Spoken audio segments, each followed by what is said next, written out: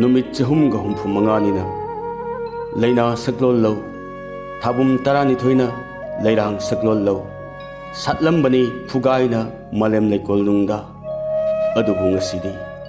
केन थगनी लैरांग लेखोक लैरदुना chain थगनी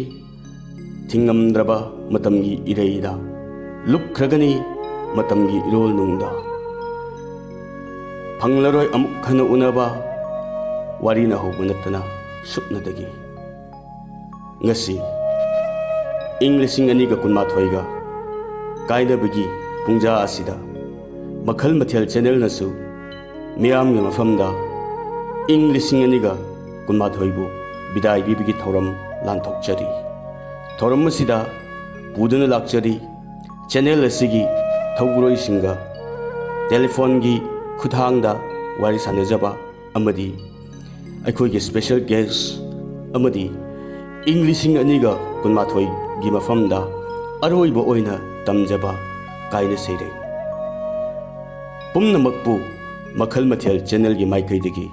तम्मीराय नमना तरामना ओक्चबगा लोइनना नलुकपा उच्चरी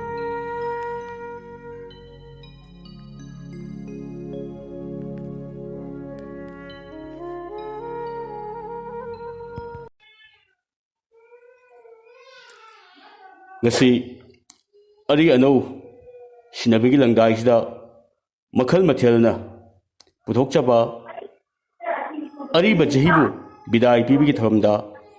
channel asida achauba saruk yabidna lakliba narrator amadi thoram asida tatna saruk yabirib singa wari sanabigi tangkak amatang makhal mathel channel na luxury हौजिक channel असिगी वारी कया इसे गया थंबिख्रबा अचौब थौदांग लौबिरबा अइगी नुसिजरबा याम्बा तामो सुनील लाइन द लेरे अहान ममक्तदा तामोबो तामना उक्चरे हेलो हेलो ओय काबी को अइगी कोई ngasi कोई मखल मथेल गी अरी अनौ लंगदाई गी कोई थौरम सिदा अइना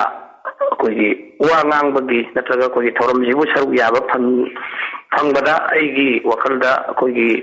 यामना नुंगाइबा पोक्सै होय खगसरी तामो कोई चैनल सिदा हेक हौदरकपदिगी तामोगी कंट्रीब्यूशन मयाम अमा थंबिख्रे खरतंग पंजरबदा वारी मचा और वारी कोई एपिसोड नाइबा वारी सिंग मिंग ओइना पंजरबदा लानगम द्रब धवाई अदगी लाइरमदेन सिलेमा मसीदस नतना इसे कयासु कोई थंबिख्रे इराबोट कमरी लेनबा इसेसिंग और तो तो इसे कवरसिंग सोंग नजिंगबा थंबिख्रे को तमा अखोगी चैनल सिदा कोई वारी इबिरकबा और चैनल सिदा हौबदिगी थबक तौबिरकबी एक्सपीरियंस खितंग ngasi अरीब जहिबु बिदाई बिबिगी थरम सिदा मयामदा खितंग शेयर तौबी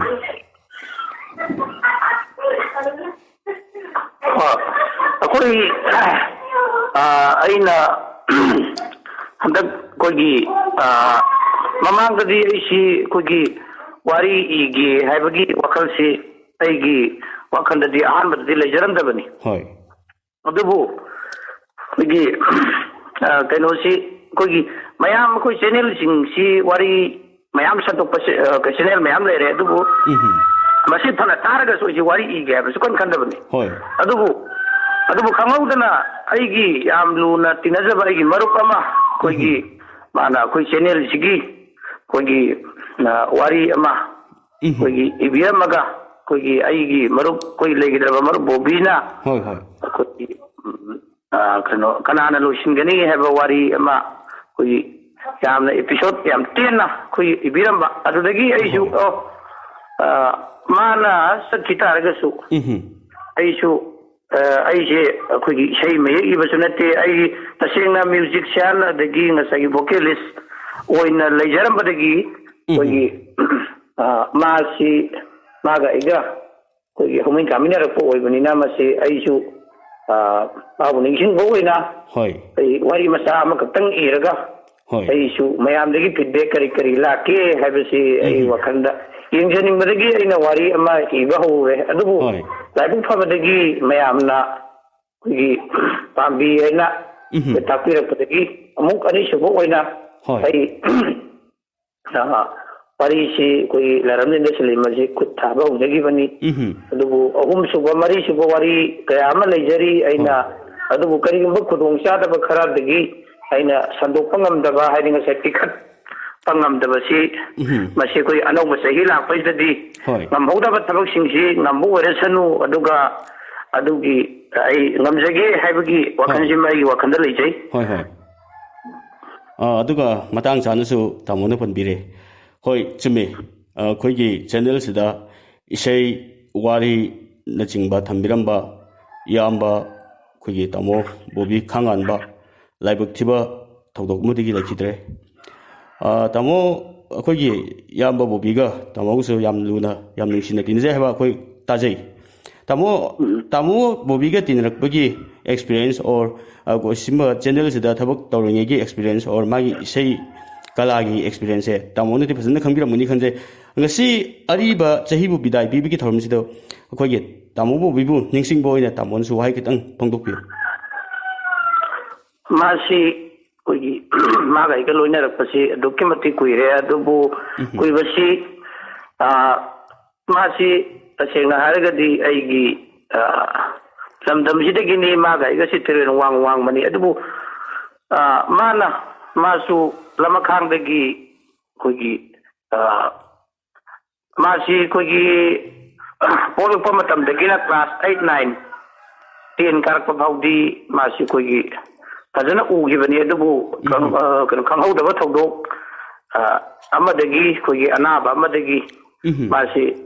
ꯕ꯭ꯂꯥꯏꯟ ꯑꯣꯏꯈꯤꯗꯅ ꯇꯧꯔꯦ ꯑꯗꯨꯗꯒꯤ ꯃꯥꯁꯤ ꯑꯩꯈꯣꯏꯒꯤ ꯃꯐꯝꯁꯤꯗꯩꯗ ꯂꯥꯏꯔꯤꯛ ꯇꯝꯕ ꯂꯥꯛꯇ꯭ꯔꯤꯉꯩ ꯃꯥꯁꯤ ꯃꯁꯥꯅ ꯃꯁꯥꯕꯨ ꯑꯩꯈꯣꯏꯒꯤ ꯁꯨꯁꯥꯏꯠ ꯇꯧꯖꯔꯒꯦ ꯀꯥꯏꯅ ꯇꯧꯈꯤꯕ ꯃꯇꯥꯡ ꯑꯩ ꯄꯜꯂꯨꯕꯗ ꯊꯃꯣꯏꯁꯤ ꯊꯨꯛꯄ ꯂꯥꯎꯏ ꯑꯩ ꯋꯥꯈꯜꯁꯤ ꯌꯥꯝ ꯅꯨꯡꯉꯥꯏꯖꯗꯦ ꯑꯗꯨꯒ ꯑꯩꯈꯣꯏꯒꯤ ꯃꯁꯤꯗꯩꯗ ꯃꯥꯒ ꯂꯣꯏꯅꯔꯛꯄꯁꯤꯗꯒꯤ ꯑꯩꯁꯨ ꯑꯩꯈꯣꯏꯒꯤ ꯃꯥꯅꯁꯨ ꯏꯁꯩ ꯁꯛꯄꯁꯨ ꯌꯥꯝ ꯄꯥꯝꯖꯔꯝꯃꯤ ꯃꯥꯁꯤ ꯑꯗꯣ ꯃꯥꯅ ꯁꯛꯄ ꯏꯁꯩ ꯈꯔꯁꯨ ꯆꯦꯅꯦꯜꯁꯤꯗ ꯌꯥꯝꯖꯗ꯭ꯔꯒꯁꯨ ꯈꯔꯗꯤ ꯁꯟꯗꯣꯛꯄꯤꯈ꯭ꯔꯦ ꯑꯗꯨꯒ ꯉꯁꯥꯏꯒꯤ ꯑꯩꯅꯁꯨ ꯃꯥꯒꯤ ꯏꯁꯩꯁꯤ ꯑꯩꯈꯣꯏ ꯑꯌꯥꯝꯕꯈꯩꯗꯤ ꯑꯩꯅ ꯀꯩꯅꯣ ꯇꯧꯖꯕꯅꯤ ꯀꯝꯄꯣꯖ ꯇꯧꯖꯕꯅꯤ ꯑꯗꯨꯒ ꯃꯥꯁꯤ ꯏꯁꯩ ꯃꯌꯦꯛ ꯏꯕ ꯑꯣꯏꯅ ꯑꯩꯈꯣꯏꯒꯤ ꯀꯩꯅꯣ ꯇꯧꯕꯅꯤ ꯑꯗꯨꯕు ꯏꯁꯩꯁꯤ ꯑꯇꯣꯞꯄ ꯑꯣꯖꯥ ꯑꯃꯠꯇꯗ ꯃꯥ ꯇꯝꯈꯤꯗꯦ ꯑꯩ ꯏꯃꯥꯟꯅꯕ ꯑꯣꯏꯖꯔꯒꯁꯨ ꯑꯩꯉꯣꯟꯗ ꯃꯥꯅ ꯀꯩꯅꯣ ꯇꯧꯈꯤꯗꯅ ꯏꯁꯩꯁꯤ ꯑꯩꯈꯣꯏ ꯇꯥꯟꯅꯖꯔꯛꯏ ꯇꯝꯕꯤꯔꯛꯏ ꯑꯩꯅ ꯑꯗꯨꯒ ꯋꯥꯔꯤ ꯏꯕ ꯏꯁꯩ ꯏꯕꯒꯤ ꯑꯦꯛꯁꯄꯤꯔꯤꯌꯦꯟꯁ ꯃꯌꯥꯝ ꯑꯃ ꯑꯩꯈꯣꯏꯒꯤ ꯀꯩꯅꯣ ꯇꯧꯈꯤꯕꯁꯤ ꯑꯩꯈꯣꯏꯒꯤ ꯏꯁꯩ ꯏꯕꯒꯤ ꯑꯦꯛꯁꯄꯤꯔꯤꯌꯦꯟꯁꯁꯤ ꯂꯩꯈ꯭ꯔꯕꯅꯤ나 ꯑꯗꯒꯤ ꯃꯥꯅ ꯃꯃꯥꯡꯗ ꯊꯦꯡꯅꯕꯤꯔꯛꯄ ꯃꯌꯥꯝꯗꯨ ꯉꯁꯥꯏꯒꯤ ꯃꯗꯨ ꯑꯦꯄ꯭ꯂꯥꯏ ꯇꯧꯔꯀꯥꯟꯗ ꯋꯥꯔꯤ ꯃꯆꯥꯗ ꯃꯥꯅ ꯄꯥꯜꯂꯛꯄꯅꯤ ꯑꯗꯨꯕꯨ ꯃꯁꯤ ꯊꯦꯡꯅꯕꯤꯔꯛꯄꯗꯤ ꯃꯤ ꯈꯨꯗꯤꯡꯃꯛ ꯂꯣꯏ ꯊꯦꯡꯅꯕ ꯉꯥꯛꯇꯅꯤ ꯑꯗꯨꯕꯨ ꯃꯤ ꯈꯨꯗꯤꯡꯃꯛ ꯂꯣꯏꯅ ꯉꯝꯕꯗꯤ ꯅꯠꯇꯦ ꯑꯗꯨꯕꯨ ꯃꯥꯒꯤ ꯃꯁꯥꯒꯤ ꯏꯟꯕꯣर्न ꯀ꯭ꯋꯥꯂꯤꯇꯤ ꯑꯃ ꯍꯥꯏꯕ ꯇꯥꯔꯦ ꯑꯗꯨꯗꯒꯤ ꯀꯩꯅꯣ ꯇꯧꯕꯅꯦ ꯑꯗꯨꯗꯒꯤ ꯃꯥꯅ ꯏꯕ ꯍꯧꯔꯛꯄꯁꯤ ꯏꯁꯩ ꯑꯩꯈꯣꯏꯒꯤ 100 ꯍꯦꯟꯅ ꯏꯈ꯭ꯔꯦ ꯃꯥ ꯑꯗꯩ ꯃꯤꯅꯁꯨ ꯏꯁꯩ ꯃꯥꯒꯤ ꯃꯌꯦꯛ ꯁꯛꯄ ꯌꯥꯝ ꯌꯥꯎꯈ꯭ꯔꯦ ꯃꯌꯥꯝ ꯃꯁꯛ ꯈꯪꯕꯤꯕꯁꯨ ꯌꯥꯎꯏ ꯈꯪꯕꯤꯗꯕꯁꯨ ꯌꯥꯎꯏ ꯑꯗꯨꯃꯥꯏꯅ ꯇꯧꯗꯅ ꯑꯩꯁꯨ ꯃꯥꯒ ꯑꯩꯈꯣꯏꯅ ꯂꯣꯏꯅꯖꯔꯛꯄ ꯑꯃ ꯑꯣꯏꯅ ꯑꯩꯅ ꯌꯥꯝꯅ ꯅꯨꯡꯉꯥꯏꯇꯦ ꯑꯗꯨꯒ ꯃꯥꯁꯤ ꯃꯥꯡꯈꯤꯕꯁꯤ ꯑꯩꯈꯣꯏꯒꯤ ꯆꯦꯅꯦꯜꯁꯤꯒꯤꯗ ꯅꯠꯇꯅ ꯑꯩꯈꯣꯏꯒꯤ ꯏꯁꯩ ꯀꯂꯥ ꯇꯧꯕ ꯑꯃ ꯆꯥꯎꯅ ꯃꯥꯡꯖꯔꯦ ꯍꯥꯏꯕꯁꯤꯃ ꯑꯩꯒꯤ ꯀꯩꯅꯣ ꯃꯣꯠꯇ ꯑꯍꯥꯟꯕꯗ ꯊꯝꯅꯤꯡꯉꯤ ꯑꯗꯨꯒ ꯑꯅꯤꯁꯨꯕꯗ ꯑꯩꯈꯣꯏꯒꯤ ꯆꯦꯅꯦꯜꯁꯤꯗ ꯆꯪꯂꯛꯄ ꯃꯇꯝꯗ ꯑꯩꯅ ꯄꯣꯛꯂꯛꯈꯤꯕ ꯋꯥꯈꯜꯁꯤ ꯑꯩꯈꯣꯏꯒꯤ ꯆꯦꯅꯦꯜꯁꯤꯕꯨ ꯑꯩꯈꯣꯏꯒꯤ ꯃꯤ ꯃꯌꯥꯝꯅ ꯌꯦꯡꯕꯤꯕ ꯌꯦꯡꯕꯤꯗꯕ ꯍꯥꯏꯕꯗꯨꯗꯤ ꯑꯩꯈꯣꯏꯒꯤ ꯆꯦꯅꯦꯜꯁꯤ ꯍꯧꯒꯠꯂꯛꯄꯗꯗꯤ ꯑꯩꯈꯣꯏꯒꯤ ꯈꯔ ꯑꯗꯨꯝ ꯑꯀꯥ ꯑꯀꯨꯝꯗꯤ ꯈꯔ ꯑꯗꯨꯝ ꯂꯩꯕ ꯇꯥꯕꯅꯤ ꯑꯗꯨꯕꯨ ꯃꯁꯤ ꯑꯩ ꯀꯩꯁꯨ ꯃꯥꯏꯟ ꯇꯧꯖꯗꯦ ꯑꯗꯨꯒ ꯃꯁꯤ ꯑꯩꯈꯣই ꯆꯦꯅꯦꯜꯁꯤ ꯀꯩꯅꯣ ꯇꯥꯕꯤꯔꯀꯥꯟꯗ ꯌꯦꯡꯕꯤꯔꯀꯥꯟꯗ ꯃꯁꯤꯗꯒꯤ ꯑꯩꯈꯣꯏ ꯀꯥꯟꯅꯕꯁꯨ ꯂꯧꯕꯤꯌꯨ ꯑꯗꯨꯒ ꯉꯁꯥꯏꯒꯤ ꯑꯣꯏꯒꯗꯕ ꯑꯗꯩ ꯐꯒꯠꯀꯗꯕ ꯁꯖꯦꯁꯟ ꯀꯌꯥ ꯑꯃꯁꯨ ꯊꯝꯕꯤꯔꯛꯎꯅ ꯍꯥꯏꯖꯅꯤꯡꯉꯤ ꯑꯗꯨꯒ ꯑꯦꯛꯁꯄꯤꯔꯤꯌꯦꯟꯁꯀꯤ ꯋꯥꯗꯤ ꯑꯩ ꯁꯩꯔꯦꯡ ꯏꯒꯦ ꯈꯜꯂꯝꯗꯕ ꯏꯁꯩ ꯏꯒꯦ ꯈꯜꯂꯝꯗꯕ adagi ai sumnagi sei sakpa adagi kar music kongbani keyboard kongbani basi kongbani leramba ijina sei me ki brom da sangjalakpada akoi gi manipur mayam da haina dog ma di kan all around ni master of nan ni kana haina da haibi pot ama so isana kazabam di lei jedu ai sei gumba adai shairin gumba ibasi masi akoi gi aina han batadi ai kana tawjadabani ai khaludabani du adu masi aina khalakan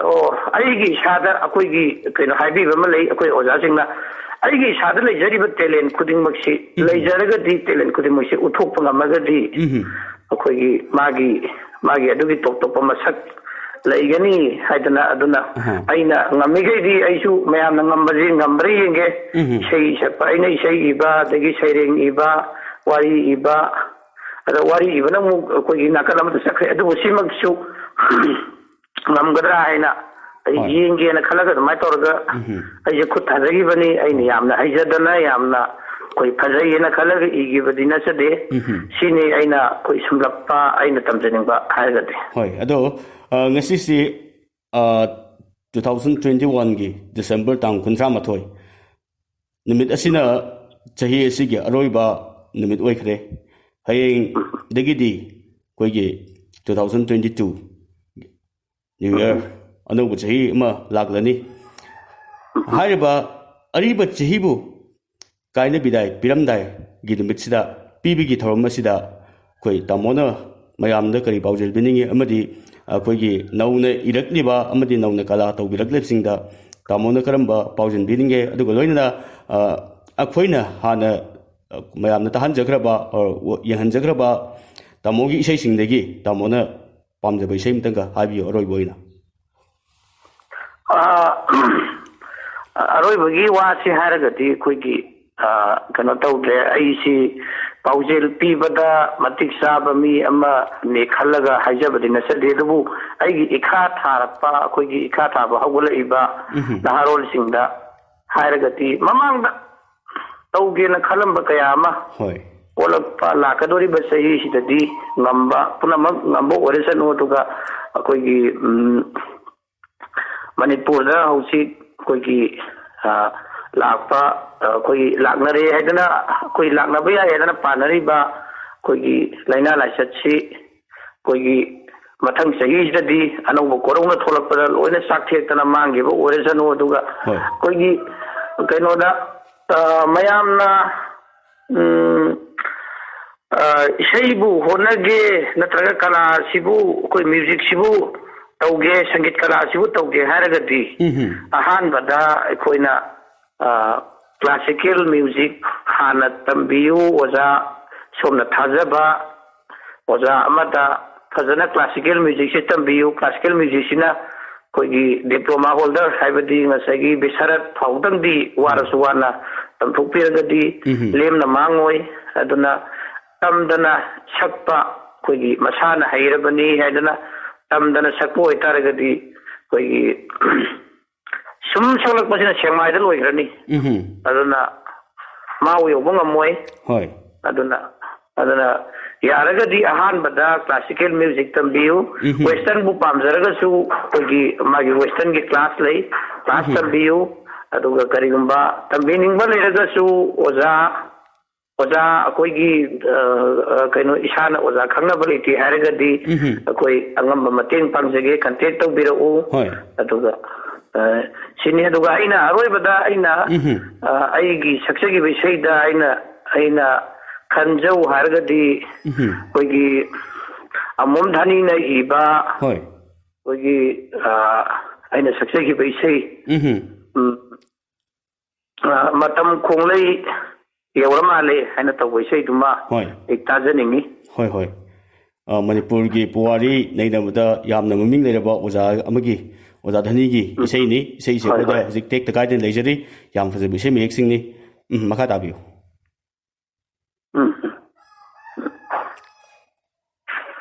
okay thagajari tamo akhoi telaba matam khrada chillaba matam kaithok piduna haktang wari watai sanabagi matam bibi bidong ta tamo thagachabaga loinana mathangi lakadorba anauba chida akhoi tek takaidana amukha ꯊꯦꯡꯅꯈꯤꯁꯤ ꯍꯥꯏꯅ ꯇꯥꯃꯣꯒꯤ ꯃꯐꯝꯗ ꯋꯤꯁ ꯇꯧꯖꯕꯒ ꯂꯣꯏꯅꯅ advance ꯑꯣꯏꯅ happy new year ꯍꯥꯏꯔꯤꯕ ꯋꯥꯐꯝꯁꯤ ꯊꯝꯖꯒꯦ. ꯑꯩꯁꯨ welcome ꯇꯧꯖꯔꯤ. ꯑꯩꯁꯨ ꯑꯃꯨꯛꯀ ꯍꯟꯅ ꯃꯌꯥꯝꯕꯨ ꯑꯃꯨꯛꯀ ꯍꯟꯅ ꯈꯨꯔꯨꯝꯖꯔꯤ. ꯃꯇꯝ ꯈꯣꯡꯂꯩ ꯌꯧꯔ ꯃꯥꯜꯂꯦ ꯍꯥꯏꯔꯤꯕ ꯏꯁꯩ ꯑꯁꯤ ꯆꯦꯅꯦꯜ ꯑꯁꯤꯒꯤ ꯑꯆꯧꯕ ꯊꯧꯄꯨꯕꯤꯔꯤꯕ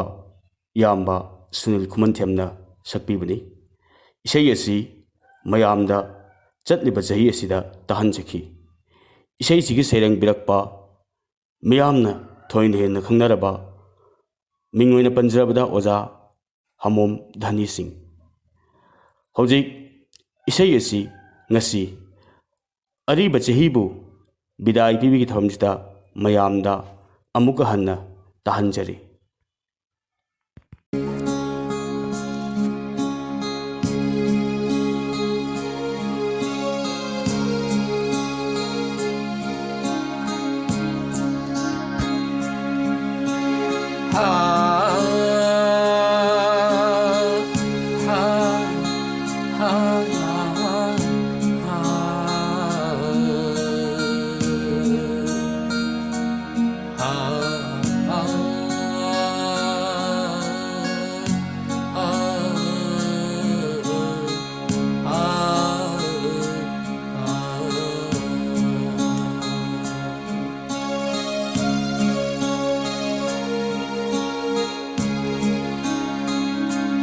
Matam khung lei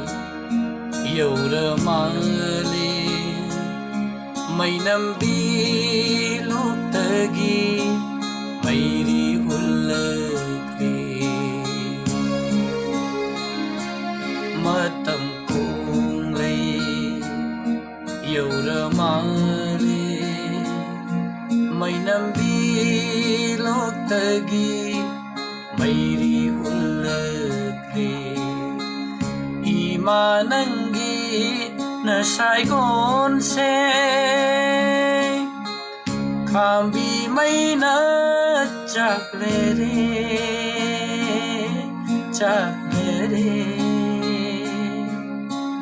na pari kaya na mum kaya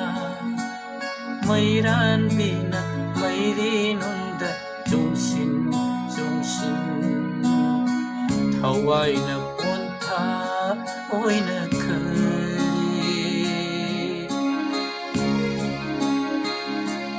matam khumli yora mali mai nambi lok tagi mai ri hulakli mai ri hulakli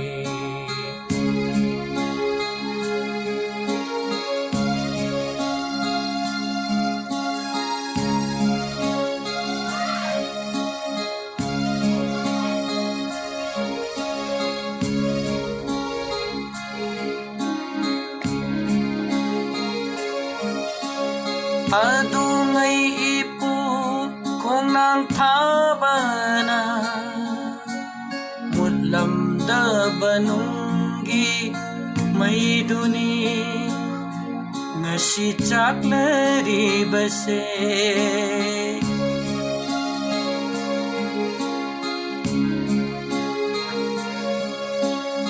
adungai ipu kongnang thabana banungi maiduni ngasi chaklari base ipa ipu kauna khare imase sakhangnadre amaga nungsinadre udaba kaya urare tadaba kaya tarare yumlai melai nairene imanangi leipakse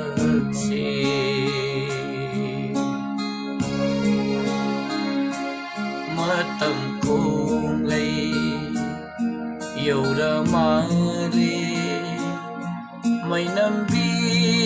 lok tagi mai ri hulakli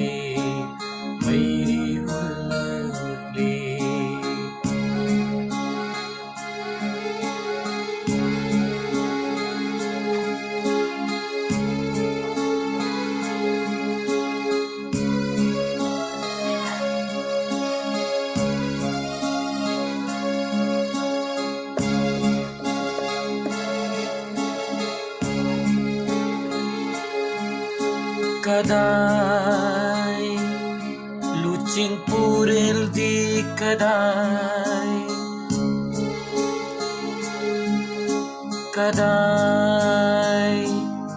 lucing puril di kadai thorak lo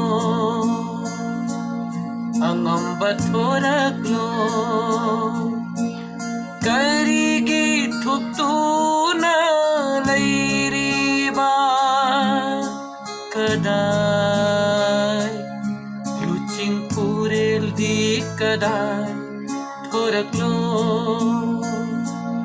angamba thorak lo karigi thuktu na lairiba lamjing lero naroi nanau ai koibu muthat piraro nungi mai ase muthat piraro nungi mai ase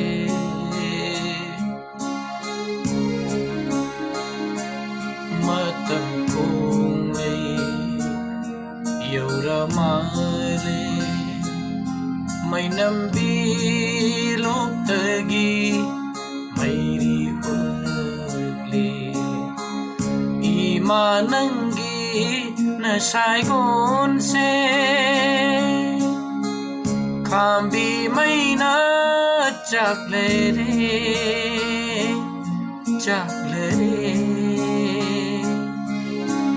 napari kaya namum kaya mayran bina mayrinungda jomsin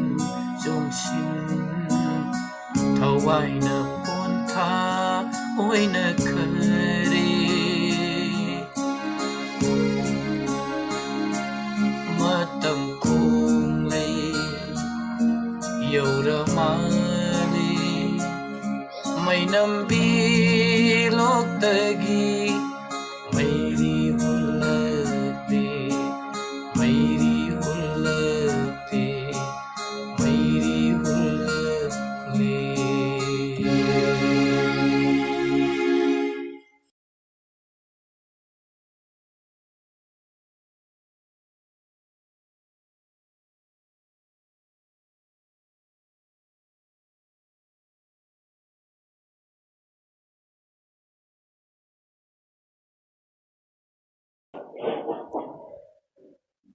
Hojik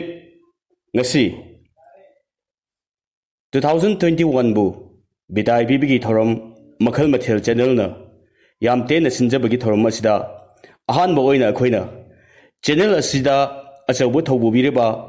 wari isai sereng ni singba thambikhraba agi nungsijaraba yamba tamo sunil ga wari sanaja khabu mutung mathang namuk online da lejire mahak asisu channel asigi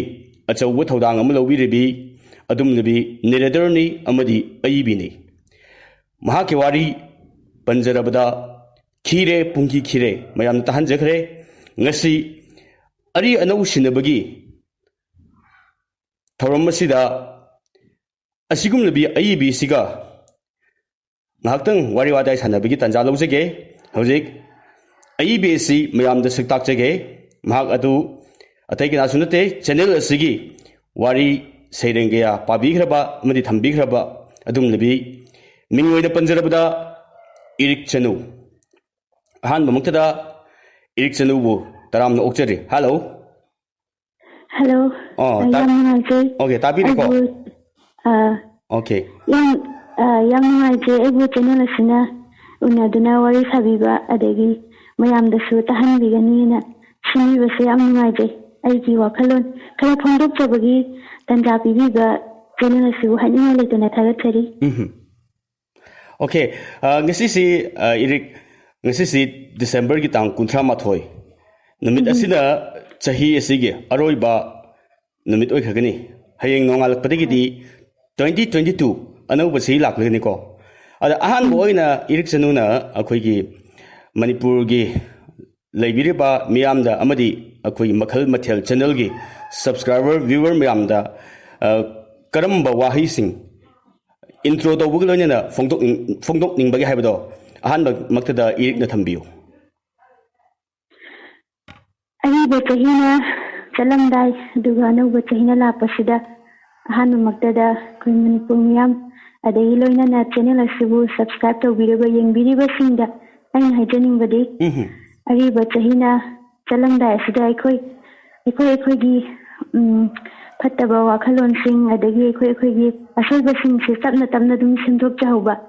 ꯑꯗꯨꯒ ꯑꯃꯨꯛꯁꯨ ꯀꯣꯔꯣꯅꯥꯒꯤ ꯋꯥꯔꯤꯁꯦ ꯄꯨꯡꯂꯣꯏ ꯂꯣꯏꯈꯤꯗꯨꯅ 2021 ꯍꯥꯏꯇꯥꯔꯦꯀꯣ ꯂꯣꯏ ꯄꯨꯈꯤꯕ ꯑꯗꯨ 2022 ꯂꯥꯛꯄ ꯃꯇꯝꯗ ꯑꯩꯈꯣꯏꯒꯤ ꯑꯅꯧꯕ ꯋꯥꯈꯜꯂꯣꯟ ꯄꯨꯊꯣꯛꯄ ꯉꯝꯕ ꯑꯗꯒꯤ ꯇꯧꯕ ꯉꯝꯍꯧꯗꯕ ꯊꯕꯛ ꯀꯌꯥ ꯂꯣꯏꯁꯤꯟꯕ ꯀꯣꯔꯣꯅꯥꯒꯤ ꯋꯥꯔꯤꯁꯦ ꯄꯨꯡꯂꯣꯏ ꯂꯣꯏꯔꯒ ꯅꯨꯡꯉꯥꯏꯕ ꯍꯥꯏꯗꯤ ꯑꯋꯥꯕ ꯄꯨꯝꯕ ꯀꯣꯛꯄ ꯆꯍꯤ ꯑꯃ ꯍꯥꯏꯕꯗꯣ ꯑꯣꯏꯔꯁꯅꯨ ꯍꯥꯏꯅ ꯑꯩꯅ ꯍꯥꯏꯖꯅꯤꯡꯉꯤ ꯏꯔꯤꯛ ꯆꯅꯨ ꯑꯁꯤ ꯑꯩꯈꯣꯏꯒꯤ ꯃꯈꯜ ꯃꯊꯦꯜ ꯆꯦꯅꯦꯜꯗ ꯅꯠꯇꯅ ꯑꯇꯣꯞꯄ ꯆꯦꯅꯦꯜꯁꯤꯡꯗꯁꯨ ꯋꯥꯔꯤ ꯀꯌꯥ ꯏꯕꯤꯈ꯭ꯔꯦ ꯋꯥꯔꯤ ꯀꯌꯥ ꯄꯥꯕꯤꯈ꯭ꯔꯦꯀꯣ ꯑꯗ ꯏꯔꯤꯛ ꯆꯅꯨꯅ ꯑꯩꯈꯣꯏꯒꯤ ꯋꯥꯔꯤ ꯏꯕꯤꯔꯤꯕ ꯃꯌꯥꯝꯁꯦ ꯑꯩꯈꯣꯏ ꯁꯤꯒꯤ ꯏꯅꯤꯡꯕꯒꯤ ꯏꯊꯤꯜ ꯑꯁꯤ ꯀꯃꯥꯏꯅ ꯄꯣꯛꯂꯛꯈꯤꯕꯅꯣ ꯑꯗꯨꯒ ꯃꯁꯤ ꯑꯩꯈꯣꯏꯒꯤ ꯅꯣꯠ ꯑꯣꯟꯂꯤ ꯀꯩꯅꯣꯒꯤ ꯃꯈꯜ ꯃꯊꯦꯜ ꯆꯦꯅꯦꯜꯒꯤ ꯅꯠꯇꯕ ꯑꯇꯣꯞꯄ ꯆꯦꯅꯦꯜꯁꯤꯡꯒꯤ ꯌꯥꯎꯔꯒ ꯋꯥꯔꯤ ꯀꯌꯥꯃꯨꯛ ꯏꯔꯤꯛꯅ ꯉꯁꯤ ꯐꯥꯎꯕꯗ ꯍꯥꯏꯕꯗꯤ ꯉꯁꯤ 2021ꯒꯤ ꯗꯤꯁꯦꯝꯕꯔ ꯇꯥꯡ 38 ꯐꯥꯎꯕꯒꯤ ꯃꯅꯨꯡꯗ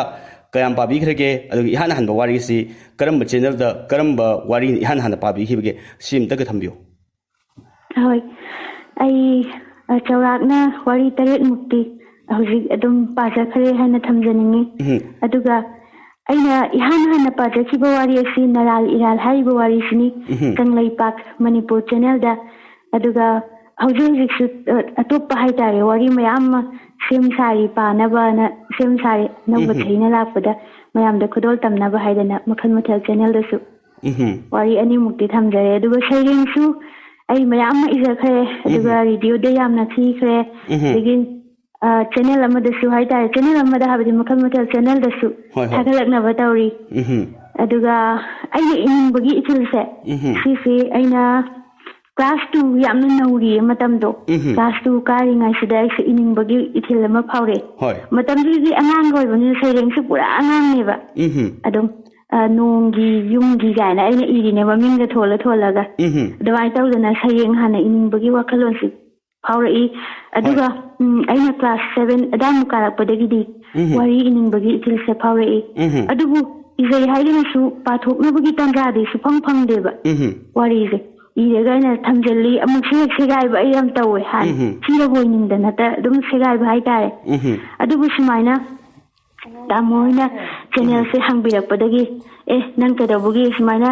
मांगहंदिनोना तामोना से हाबिरैदना सपोर्ट तौबिरकपदगी वारी सिंसे पाजबगी तंजा यामना फंगजखिबनी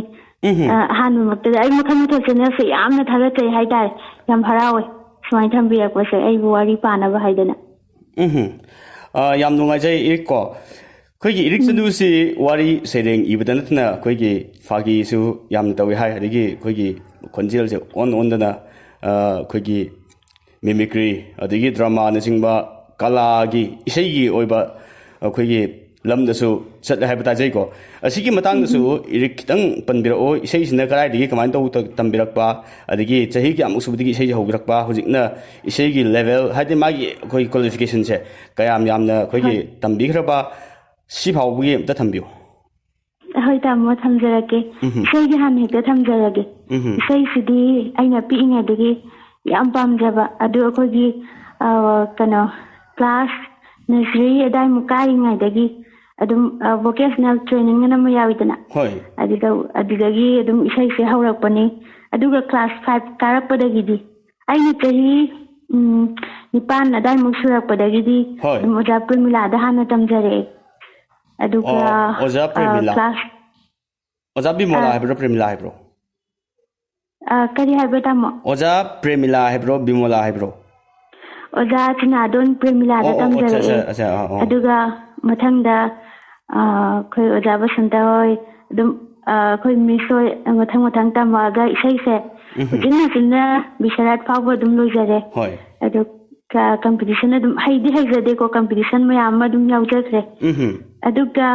ꯑꯩꯈꯣꯏ ꯃꯣꯅꯣꯂꯣꯛ ꯇꯧꯕꯒꯤ ꯍꯥꯏꯇꯥꯔꯦ ꯑꯗꯒꯤ ꯑꯩꯈꯣꯏ ꯃꯌꯥꯝ ꯗ꯭ꯔꯃꯥꯒ ꯇꯧꯕꯁꯦ ꯑꯩ ꯄꯤꯛꯏꯉꯩꯗꯒꯤ ꯑꯗꯨꯝ ꯇꯧꯔꯛꯑꯦ ꯁꯤꯁꯨ ꯑꯩꯅ ꯀ꯭ꯂꯥꯁ 1, 2 ꯀꯥꯕꯗꯒꯤ ꯑꯗꯨꯝ ꯇꯧꯔꯛꯑꯦ ꯍꯥꯏꯇꯥꯔꯦ ꯑꯩꯅ ꯌꯥꯝ ꯄꯥꯝꯖꯕ ꯑꯗꯨꯒ ꯈꯣꯟꯖꯦꯜꯒꯤꯁꯤꯁꯨ ꯑꯗꯨꯝ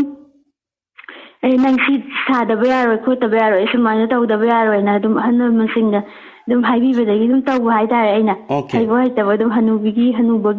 ꯑꯗꯨꯝ ꯃꯥꯟꯗ꯭ꯔꯒꯁꯨ ꯍꯨꯏ ꯀꯞꯄꯒꯤ ꯒꯥꯏꯁꯦ ꯑꯗꯨꯝ ꯇꯧꯕ ꯍꯥꯏꯇꯥꯔꯦ ꯑꯩꯅ ꯑꯗꯨ ꯄꯤꯛꯏꯉꯩꯗꯒꯤ ꯂꯣꯏꯅꯃꯛ ꯇꯧꯔꯛꯄ ꯉꯥꯛꯇꯅꯦ ꯍꯣꯏ ꯑꯗꯣ ꯃꯌꯥꯝ ꯅꯣꯛꯅꯕ ꯑꯩꯈꯣꯏꯒꯤ ꯐꯥꯒꯤ ꯇꯧꯕꯒꯤ ꯃꯇꯥꯡ ꯑꯗꯒꯤ ꯃꯤꯃꯤꯀ꯭ꯔꯤ ꯇꯧꯕꯒꯤ ꯃꯇꯥꯡꯁꯦ ꯑꯩ ꯃꯊꯪ ꯑꯗꯨꯝ ꯂꯥꯛꯆꯒꯦꯕꯀꯣ ꯃꯁꯤ ꯂꯥꯛꯇ꯭ꯔꯤꯉꯩ ꯃꯃꯥꯡꯗ ꯏꯔꯤꯛꯇ ꯍꯪꯖꯅꯤꯡꯉꯤꯁꯤ ꯑꯩꯈꯣꯏꯒꯤ ꯃꯤꯃꯤꯀ꯭ꯔꯤꯗꯕꯨ ꯑꯣꯏꯔꯒꯁꯨ ꯑꯗꯣ ꯏꯁꯩꯗꯒꯤ ꯑꯣꯏꯔꯒꯁꯨ ꯂꯤꯂꯥ ꯗ꯭ꯔꯃꯥꯗꯕꯨ ꯑꯣꯏꯔꯒꯁꯨꯀꯣ ꯏꯔꯤꯛꯅ ꯍꯧꯖꯤꯛꯁꯤ ꯀꯔꯝꯕ ꯑꯦꯆꯤꯞꯃꯦꯟ ꯐꯪꯕꯤꯈꯤꯕ ꯂꯩꯔꯦ ꯑꯗꯒꯤ ꯀꯔꯝꯕ ꯏꯁꯩꯗ ꯅꯠꯇ꯭ꯔꯒ ꯀꯔꯝꯕ ꯃꯤꯃꯤꯀ꯭ꯔꯤꯗ ꯀꯔꯝꯕ ꯗꯥꯏꯂꯣꯛꯇ ꯍꯥꯏꯇꯥꯔꯦꯀꯣ ꯀꯔꯝꯕ ꯑꯦꯆꯤꯞꯃꯦꯟ ꯌꯥꯝ ꯐꯖꯅ ꯑꯩꯈꯣꯏꯒꯤ ꯄ꯭ꯂꯦ ꯄꯤꯕꯤꯔꯛꯈꯤꯕ ꯑꯣꯔ ꯅꯠꯇ꯭ꯔꯒꯅ ꯑꯩꯈꯣꯏ ꯁꯄꯣꯔꯠ ꯇꯧꯕꯤꯔꯛꯈꯤꯕ ꯍꯥꯏꯇꯥꯔꯦꯀꯣ ꯃꯌꯥꯝꯗꯒꯤ ꯑꯆꯧꯕ ꯀꯩꯅꯣ ꯐꯪꯕꯤꯈꯤꯕꯁꯦ ꯍꯥꯏꯗꯤ ꯏꯔꯤꯛꯀꯤ ꯒ꯭ꯔꯦꯠ ꯑꯦꯆꯤꯞꯃꯦꯟꯅꯤꯅ ꯈꯟꯖꯕꯁꯦ ꯀꯔꯝꯕ ꯏꯁꯩꯅ ꯑꯣꯏꯒꯗꯒꯦ ꯑꯣꯔ ꯅꯠꯇ꯭ꯔꯒ ꯑꯩꯈꯣꯏ ꯀꯔꯝꯕ ꯗꯥꯏꯂꯣꯛꯅ ꯑꯣꯏꯒꯗꯒꯦ ꯀꯔꯝꯕ ꯃꯤꯃꯤꯀ꯭ꯔꯤ ꯀꯃꯥꯏꯅ ꯇꯧꯕꯗ ꯑꯣꯏꯒꯗꯒꯦ ꯑꯗꯨꯃꯁꯨ ꯄꯟꯕꯤꯌꯨ ꯑꯩꯒꯤꯗꯤ ꯑꯍꯥꯟꯕꯗ ꯑꯩꯒꯤ ꯑꯦꯆꯤꯞꯃꯦꯟꯁꯤꯗꯤ ꯑꯗꯨꯝ ꯁꯩꯔꯦꯡꯗ ꯑꯣꯏꯅ ꯇꯧꯔꯦ ꯑꯩꯒꯤꯁꯦ ꯑꯗꯣ ꯁꯩꯔꯦꯡꯁꯤꯗ ꯑꯗꯨꯝ ꯃꯌꯥꯝꯅ ꯁꯄꯣꯔꯠ ꯌꯥꯝꯅ ꯇꯧꯕꯤꯔꯦ ꯑꯗꯨꯒ ꯄ꯭ꯔꯥꯏꯖ ꯀꯌꯥ ꯑꯃ ꯑꯗꯨꯝ ꯄꯤꯕꯤꯔꯛꯑꯦ ꯑꯩꯅ खितंग काउगिबसु दुम यावरेबा इसे होय अदुगा कनो डायलॉग किसिदना ममा साबगिदा मैमना दुम सपोर्ट तौबिरे अदुगा कोई लेकाई क्लब नसु अइबु सखंगिबो ओइना दुम पालिसिंग त्राउंगागे दुमाना दुम पिबिरे हाइतारे ओके कांग्रेचुलेशन याम नोंगाइबा पाउनिको अदुमसे शोक कया अदाइदगो ओइगदगे मतमदु कनो अइने class 7 कारकपदने okay 2000 kaya no 2008 9 sumaina oirangani khale hadi khawre tar अच्छा याम नोंगाइजरे इरिक हजिक मथंग मथंग वारी सानकपदा इरिक तिसु खोइना खंगिंगबा मयाम अमसु खंजरेको अदिक खोइ मतमसेसु याम कन्ना लैसलक्त्रबनिना इरिक न ngasai tawbi haba खोइगी मिमिक्री मयामदो ngasi 2021 gi aroiba numit sida loinana खोइगी 2021 bu bidai pibagi पुंजा असिदा मयामदा अवाबा थेमजन बोइना nghaktang noknabigi tamak mathang mathang खोइगी मयाम बो फागी तौबिनबigi नक्ता इरिकता अखोइना मतम बिजरी खोइ इरिकना मथंग मथंग दम हाइरगा दम चथबिरो होय फागी हाइबसि यामना लुई अदुबु हाइदि हाइजदे खरा दम तौरागे मयामगी दमक्ता खलगा नंगाइजे मथंग मथंग हौथरागे हाय हनुबी लाउने नंगो ngasi bye bye ni he bye bye ai poi su na ha gumna lang si ko si haibna te na ngasi bi sa ba ya ba khara cha thara se haiba nang na ne yen da haiduna le na ya su ya da ba nang na yen kadai de kin ba sai do ri du bo ha ya bang su lo ne te khadai ne he ai na haiba di sahi lo ram da si ne cha sa haiba di se arai be insan se khara cha sa haiba ni ai nang nu si man ba ji thong bi ra ba ni se lao kari no ne thong ni du bo kari no hai ba se ko bi mana tang soi ni da na he ra da un thok ba ai di bo ra ga hori bu ni mu de thong bi ra nu ma tu ma na di ai akoi bu ga si di dang na de ja ban de tong de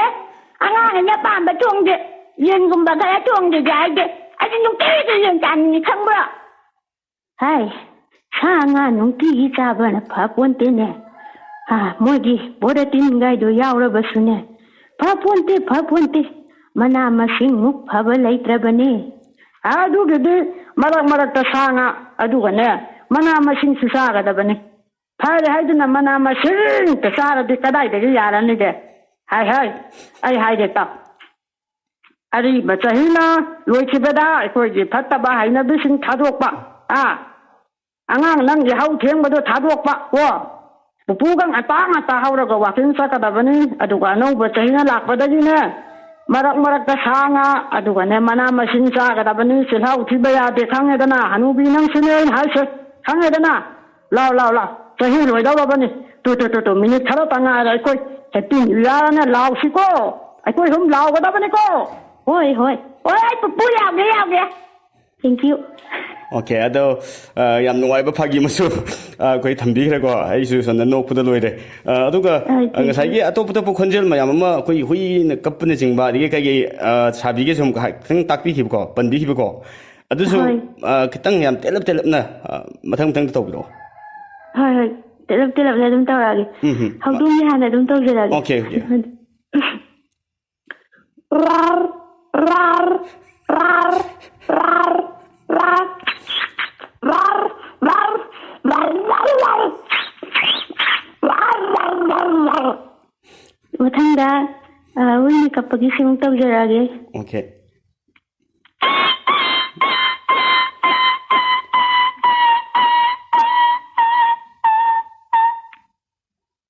Mathangda kano lam khunu gise. Sidi kitang tawjiragi yam pamjay ayna. Man budi karawan.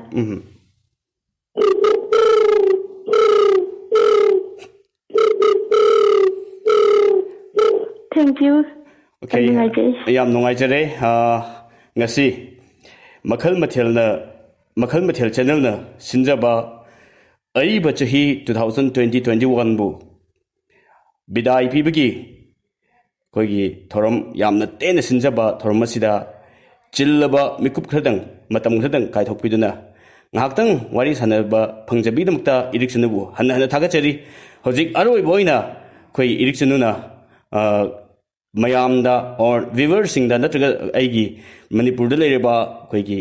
miyamda karamba wafam karamba kari paujel thamning bagi habdo kanagi khonjel da thambigani or karamba mong da thambigani madu aroi boina koi election na thambiyo Ahoy yam nungajay ay hanubugi khonjel da oina hekta thamjaragi. Ano ba chahina lakpadadina ꯑꯩꯈꯣꯏ ꯌꯦꯡꯉꯣ ꯇꯧꯒꯗꯕ ꯏꯊꯧꯗꯅꯦ ꯄꯨꯛꯅꯤꯡ ꯆꯪꯅ ꯇꯧꯕ ꯇꯝꯃꯁꯦ ꯌꯥꯒ ꯌꯥꯗꯕꯅꯦ ꯐꯖꯅ ꯉꯥꯡꯕꯗꯤ ꯉꯝꯗ꯭ꯔꯦ ꯏꯁꯨꯁꯤꯡꯗ ꯈꯔ ꯍꯥꯏꯖꯒꯦ ꯑꯗꯨꯒꯅꯦ ꯑꯩꯈꯣꯏꯅꯦ ꯋꯥꯈꯜ ꯑꯅꯤ ꯂꯣꯡꯗꯅ ꯆꯪꯁꯤꯟꯁꯤ ꯍꯣꯡꯐꯝ ꯍꯣꯡꯗꯅ ꯑꯔꯦꯝꯕꯗ ꯃꯇꯝ ꯃꯥꯡꯍꯟꯒꯨꯝꯁꯦ ꯑꯅꯧꯕ ꯆꯍꯤꯅ ꯂꯥꯛꯄꯗꯗꯤ ꯅꯨꯡꯉꯥꯏꯕ ꯉꯥꯛꯇ ꯑꯣꯏꯍꯜꯂꯁꯤ Mai pakpa haibado oinaba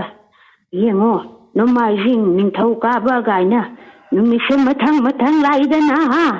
numit nangam halagum se aikhoina numit bo pasinduna thammase matambu arembadane manghangum se aikhoigi tungdane matamna inahansi koi susa matamna inahansi sa loijaragi thagachari irikchanu ngasi 2020-21 bu bidai pibagi thoram asida iriksanuna ngaktang matam kaithokpiduna aikhoigi channel gi aikoigi thoram asida saruk yabibidmak thagachari aroi boina iriksanu gi mafamda makhal mathel channel gi maikai digi aikoigi wafam sidang thamjage lakadoriba anauba chahi 2022 na lakpada chahi asida tawbangam hudaba thabak kaya ama mangam sanna pangthokpangam oibiu loinana akoi channel asigi da maktu akoi gi tongan ba item mayam ama soidna makki puthokpirakani or thambirakani haibagi koina achet pathajaba thamjai loinana akoi gi aroi boina irikchinu gi mafamda happy new year haiba wish asi pijabagolina makhal mathel channel gi maikai digi hanna thagachari thank you yam nungajay Khire pungki khire haidaba wari asi chatliba chahi asigi manungda channel asina mayamda tahanjaki wari pabiribi amadi aibi irik chanu hojik mayamda matek amatang khudoljari issue dubu kaishu tawramoy haibani nangbo machena mopagidamagta wajabasidi karida hangmurani hoise loina khangise phare nangne aikhoidasu leiba nungaitre habanina ꯍꯌꯦꯡꯅꯦ ꯅꯣꯡꯉꯥꯜꯂꯀꯥꯟꯗ ꯑꯩ ꯂꯥꯛꯑꯒꯦ ꯀꯣ ꯁꯨꯕꯗꯅꯤꯒꯤ ꯅꯨꯡꯉꯥꯏꯇꯕ ꯑꯗꯨ ꯃꯨꯈꯤꯅ ꯊꯦꯝꯖꯤꯟꯕꯤꯔꯛꯏ ꯁꯨꯕꯗꯅꯤ ꯃꯌꯨꯝꯗ ꯂꯥꯛꯂꯒ ꯃꯁꯨ ꯅꯨꯄꯤꯕꯨ ꯀꯗꯥꯏꯗ ꯂꯩꯔꯝꯒꯗꯒꯦ ꯍꯥꯏꯕ ꯋꯥꯈꯜ ꯑꯁꯤꯗ ꯃꯥꯒꯤ ꯃꯊꯧ ꯑꯣꯏꯈ꯭ꯔꯦ ꯇꯨꯝꯗꯅ ꯑꯍꯤꯡ ꯑꯗꯣ ꯅꯣꯡꯉꯥꯟꯈ꯭ꯔꯦ ꯁꯨꯕꯗꯅꯤꯅ ꯃꯥꯡꯒꯣꯟꯗ ꯊꯣꯛꯂꯛꯇꯨꯅ ꯂꯩꯔꯕꯗ ꯅꯨꯄꯥ 3 ꯈꯛ ꯂꯥꯛꯇꯨꯅ ꯚꯛꯇꯤ ꯍꯦꯛꯇ ꯀꯠꯂꯔꯦ ꯍꯅꯨꯕꯤ ꯑꯗꯨꯅ ꯏꯉꯛ ꯉꯛꯅ ꯀꯔꯤꯒꯤ ꯋꯥꯁꯦ ꯏꯆꯦꯕꯦꯝꯃ ꯁꯨꯝꯗꯧꯕꯅꯤ ꯅꯁꯨ ꯅꯨꯄꯤ ꯑꯗꯣ ꯑꯩꯒꯤ ꯏꯁꯨ ꯅꯨꯄꯥꯗ ꯆꯦꯜꯂꯛꯑꯕ ꯑꯣ ꯁꯨꯕꯗꯅꯤꯅ ꯀꯜꯂꯛꯂꯤꯕ ꯚꯛꯇꯤ ꯑꯗꯨꯕꯨ ꯑꯣꯛꯂꯗꯨꯅ ꯍꯥꯏꯔꯛꯏ ꯅꯨꯄꯥ ꯃꯆꯥ ꯑꯗꯨꯗꯤ ꯀꯔꯤ ꯀꯔꯤ ꯍꯣꯠꯅꯔꯤ ꯗꯣꯛꯇꯔ ꯇꯝꯗꯧꯔꯦꯗ ꯃꯃꯥꯡꯗꯁꯨ ꯇꯝꯅꯕꯅ ꯇꯧꯕꯅꯤ ꯑꯗꯣ ꯆꯦꯕꯦꯝ ꯍꯣꯏꯒꯤ ꯏꯁꯨ ꯅꯨꯄꯤꯁꯤꯗꯤ ꯌꯥꯝꯅꯕꯨ ꯐꯩꯗ ꯎꯆꯤꯟ ꯅꯥꯆꯤꯟꯅ BA ꯇꯝꯊꯕ ꯍꯧꯔꯕꯅꯤ BAꯁꯦ ꯍꯦꯛ ꯂꯣꯏꯔꯗꯤ ꯐꯒꯗꯕ ꯃꯈꯜ ꯃꯊꯦꯜ ꯆꯦꯅꯦꯜꯅ ꯁꯤꯟꯖꯕ ꯑꯔꯤꯕ ꯆꯍꯤ 2021ꯕꯨ ꯕꯤꯗꯥꯏ ꯄꯤꯕꯒꯤ ꯑꯇꯦꯟꯕ ꯊꯧꯔꯝ ꯑꯁꯤꯗ ꯆꯦꯅꯦꯜ ꯑꯁꯤꯗ ꯊꯧꯕꯨꯕꯤꯔꯤꯕ ꯑꯃꯗꯤ ꯆꯦꯅꯦꯜ ꯑꯁꯤꯒꯤ ꯌꯥꯝꯅ ꯃꯔꯨ ꯑꯣꯏꯔꯤꯕ ꯃꯤꯁꯛꯁꯤꯡꯒ ꯋꯥꯔꯤ ꯁꯥꯟꯅꯕꯒꯤ ꯇꯥꯡꯀꯛ ꯃꯌꯥꯝꯅ ꯃꯊꯪ ꯇꯥꯕꯤꯔꯤ ꯍꯧꯖꯤꯛꯁꯨ ꯑꯃꯨꯛ ꯃꯌꯥꯝꯒꯤꯗꯃꯛꯇ ꯆꯦꯅꯦꯜ ꯑꯁꯤꯒꯤ ꯌꯥꯝꯅ ꯃꯔꯨ ꯑꯣꯏꯕ ꯆꯦꯅꯦꯜ ꯑꯁꯤꯗ ꯍꯦꯛ ꯍꯧꯗꯣꯔꯛꯄꯗꯒꯤ ꯉꯁꯤ ꯐꯥꯎꯕ ꯋꯥꯔꯤ ꯄꯥꯕꯒꯤ ꯊꯧꯗꯥꯡ ꯄꯥꯏꯕꯤꯔꯤꯕꯤ ꯑꯗꯨꯒꯨꯝꯂꯕꯤ ꯏꯆꯟ ꯑꯃꯈꯛꯀ ꯑꯃꯨꯛ ꯃꯌꯥꯝꯗ ꯎꯅꯗꯨꯅ ꯋꯥꯔꯤ ꯁꯥꯕꯒꯤ ꯇꯥꯡꯀꯛ ꯃꯆꯥ ꯑꯃꯇꯪ ꯃꯌꯥꯝꯗ ꯇꯥꯍꯟꯖꯔꯤ ꯍꯧꯖꯤꯛ ꯑꯩꯅ ꯎꯅꯖꯒꯗꯧꯔꯤꯕꯁꯤ ꯆꯦꯅꯦꯜ ꯑꯁꯤꯒꯤ ꯅꯦꯔꯦꯇꯔ ꯏꯉꯥ ꯆꯅꯨꯒꯅꯤ ꯍꯧꯖꯤꯛ ꯏꯉꯥ ꯆꯅꯨ ꯑꯣꯟꯂꯥꯏꯟꯗ ꯂꯩꯔꯦ ꯍꯜꯂꯣ ꯇꯥꯖꯩꯌꯦꯕꯨ ꯑꯣꯀꯦ ꯏꯉꯥ ꯌꯥꯝ ꯅꯨꯡꯉꯥꯏꯖꯔꯦꯀꯣ ꯉꯁꯤ ꯆꯦꯅꯦꯜ ꯑꯁꯤꯅ ꯌꯥꯝ ꯇꯦꯟꯅ ꯁꯤꯟꯖꯕ ꯄ꯭ꯔꯣꯒ꯭ꯔꯥꯝꯁꯤꯗ ꯉꯥꯏꯍꯥꯛꯇꯪ ꯋꯥꯔꯤ ꯁꯥꯟꯅꯕꯒꯤ ꯈꯨꯗꯣꯡꯆꯥꯕ ꯄꯤꯕꯤꯕꯒꯤꯗꯃꯛꯇ ꯍꯟꯅ ꯊꯥꯒꯠꯆꯔꯤ ꯉꯁꯤꯁꯤ ꯗꯤꯁꯦꯝꯕꯔꯒꯤ ꯇꯥꯡ 32 ꯑꯔꯤꯕ ꯆꯍꯤ ꯏꯪ 2012ꯒꯤ ꯑꯔꯣꯏꯕ ꯅꯨꯃꯤꯠ ꯑꯁꯤꯒꯨꯝꯕ ꯅꯨꯃꯤꯠꯁꯤꯗ ꯆꯦꯅꯦꯜ ꯑꯁꯤꯅ ꯁꯤꯟꯖꯗꯨꯅ ꯑꯔꯤꯕ ꯆꯍꯤ 2012ꯕꯨ ꯕꯤꯗꯥꯏ ꯄꯤꯕꯒꯤ ꯊꯧꯔꯝꯁꯤꯗ ꯏꯍꯥꯟ ꯍꯥꯟꯕ ꯑꯣꯏꯅ ꯆꯦꯅꯦꯜ ꯑꯁꯤꯒꯤ ꯑꯩꯈꯣꯏ ꯅꯦꯔꯦꯇꯔ ꯑꯃ ꯑꯣꯏꯅ ꯏꯉꯥꯅ ꯀꯔꯝꯕ ꯋꯥꯐꯝꯁꯤꯡ ꯚ꯭ꯌꯨꯋꯔꯁꯤꯡꯗ ꯑꯣꯔ ꯂꯩꯔꯤꯕ ꯃꯌꯥꯝꯗ ꯁꯕꯁꯀ꯭ꯔꯥꯏꯕꯔ ꯃꯌꯥꯝꯗ ꯀꯃꯥꯏꯅ ꯀꯔꯤ ꯍꯥꯏꯕꯤꯅꯤꯡꯉꯤ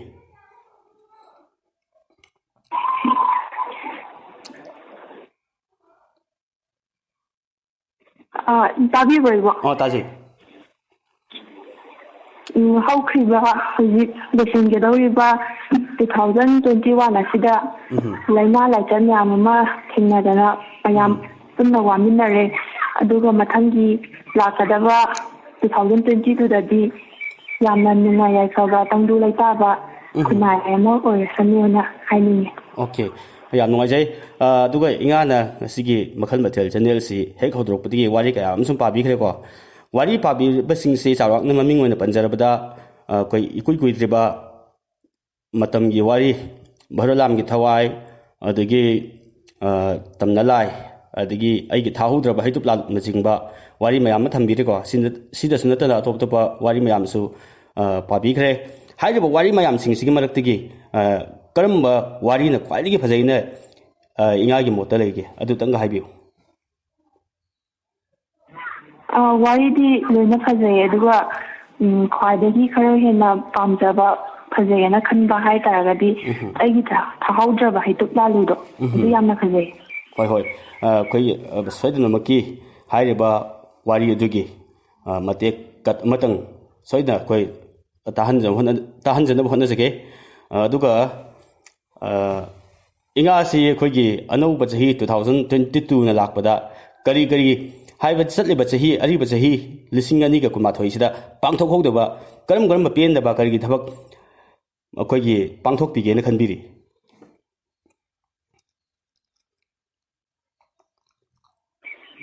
ꯆꯦꯅꯦꯜꯁꯤꯒꯤꯗꯃꯛꯇ ꯍꯥꯏꯇꯥꯔꯦ ꯑꯩꯅ 2021ꯗ ꯌꯥꯝꯅ ꯐꯖꯅ ꯄꯥꯕꯗ ꯑꯩꯗꯤ ꯍꯩꯖꯗꯦ ꯑꯗꯨꯅ ꯈꯔꯁꯨ ꯑꯁꯣꯏꯕ ꯑꯔꯥꯟꯕ ꯀꯌꯥ ꯑꯃ ꯌꯥꯎꯈ꯭ꯔꯦ ꯑꯗꯣ 2021 ꯂꯥꯛꯄꯗꯗꯤ ꯌꯥꯝꯅ ꯐꯖꯅ ꯄꯥꯟꯕ ꯉꯝꯅꯕ ꯍꯣꯠꯅꯖꯒꯦꯅ ꯈꯟꯖꯩ ꯊꯥꯒꯠꯆꯔꯤ ꯍꯟꯅ ꯊꯥꯒꯠꯆꯔꯤ ꯆꯦꯅꯦꯜꯁꯤꯒꯤꯗꯃꯛꯇ ꯌꯥꯝ ꯂꯨꯅ ꯈꯟꯕꯤꯕꯒꯤꯗꯃꯛꯇ ꯑꯩꯈꯣꯏꯒꯤ ꯃꯈꯜ ꯃꯊꯦꯜ ꯆꯦꯅꯦꯜꯒꯤ ꯃꯥꯏꯀꯩꯗꯒꯤꯁꯨ ꯍꯥꯏꯅꯤꯡꯉꯥꯏ ꯂꯩꯅ ꯊꯥꯒꯠꯆꯩ ꯑꯗꯨꯒ ꯑꯩꯈꯣꯏꯒꯤ ꯋꯥꯔꯤ ꯁꯨꯝ ꯄꯥꯔꯛꯄꯁꯤꯗ ꯏꯉꯥꯀꯣ ꯑꯩꯈꯣꯏꯒꯤ ꯀꯔꯝꯕ ꯑꯩꯈꯣꯏꯒꯤ ꯑꯦꯛꯁꯄꯤꯔꯤꯌꯦꯟꯁ ꯐꯪꯕꯤꯕꯒꯦ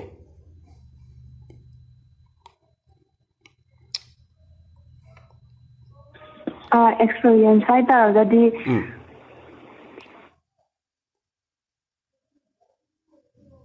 ꯁꯨꯝ ꯋꯥꯔꯤꯁꯦ ꯑꯩꯈꯣꯏꯅ ꯁꯨꯝ ꯄꯥꯗꯕꯤꯗ ꯂꯩꯇꯥꯔꯒꯗꯤ ꯈꯪꯉꯝꯗꯕ ꯃꯌꯥꯝ ꯂꯩꯔꯝꯕꯁꯦ ꯁꯨꯝ ꯄꯥꯕꯁꯤꯅ ꯌꯥꯝꯅ ꯀꯥꯟꯅꯕ ꯑꯏꯕꯁꯤꯡꯒꯤ ꯋꯥꯈꯜꯂꯣꯟ ꯑꯗꯒꯤ ꯁꯃꯥꯖꯁꯤꯗ ꯄꯤꯔꯤꯕ ꯃꯦꯁꯦꯖ ꯃꯌꯥꯝ ꯑꯃ ꯑꯗꯨꯝ ꯈꯪꯕ ꯉꯝꯃꯦ ꯌꯥꯝ ꯅꯨꯡꯉꯥꯏꯖꯩ ꯉꯥ ꯇꯦꯜꯂꯕ ꯃꯇꯝ ꯈꯔ ꯃꯤꯀꯨꯞ ꯈꯔꯁꯤꯗ ꯑꯩꯈꯣꯏꯒꯤ ꯆꯤꯜꯂꯕ ꯃꯇꯝ ꯑꯃ ꯀꯥꯏꯊꯣꯛꯄꯤꯗꯨꯅ ꯉꯥꯏꯍꯥꯛꯇꯪ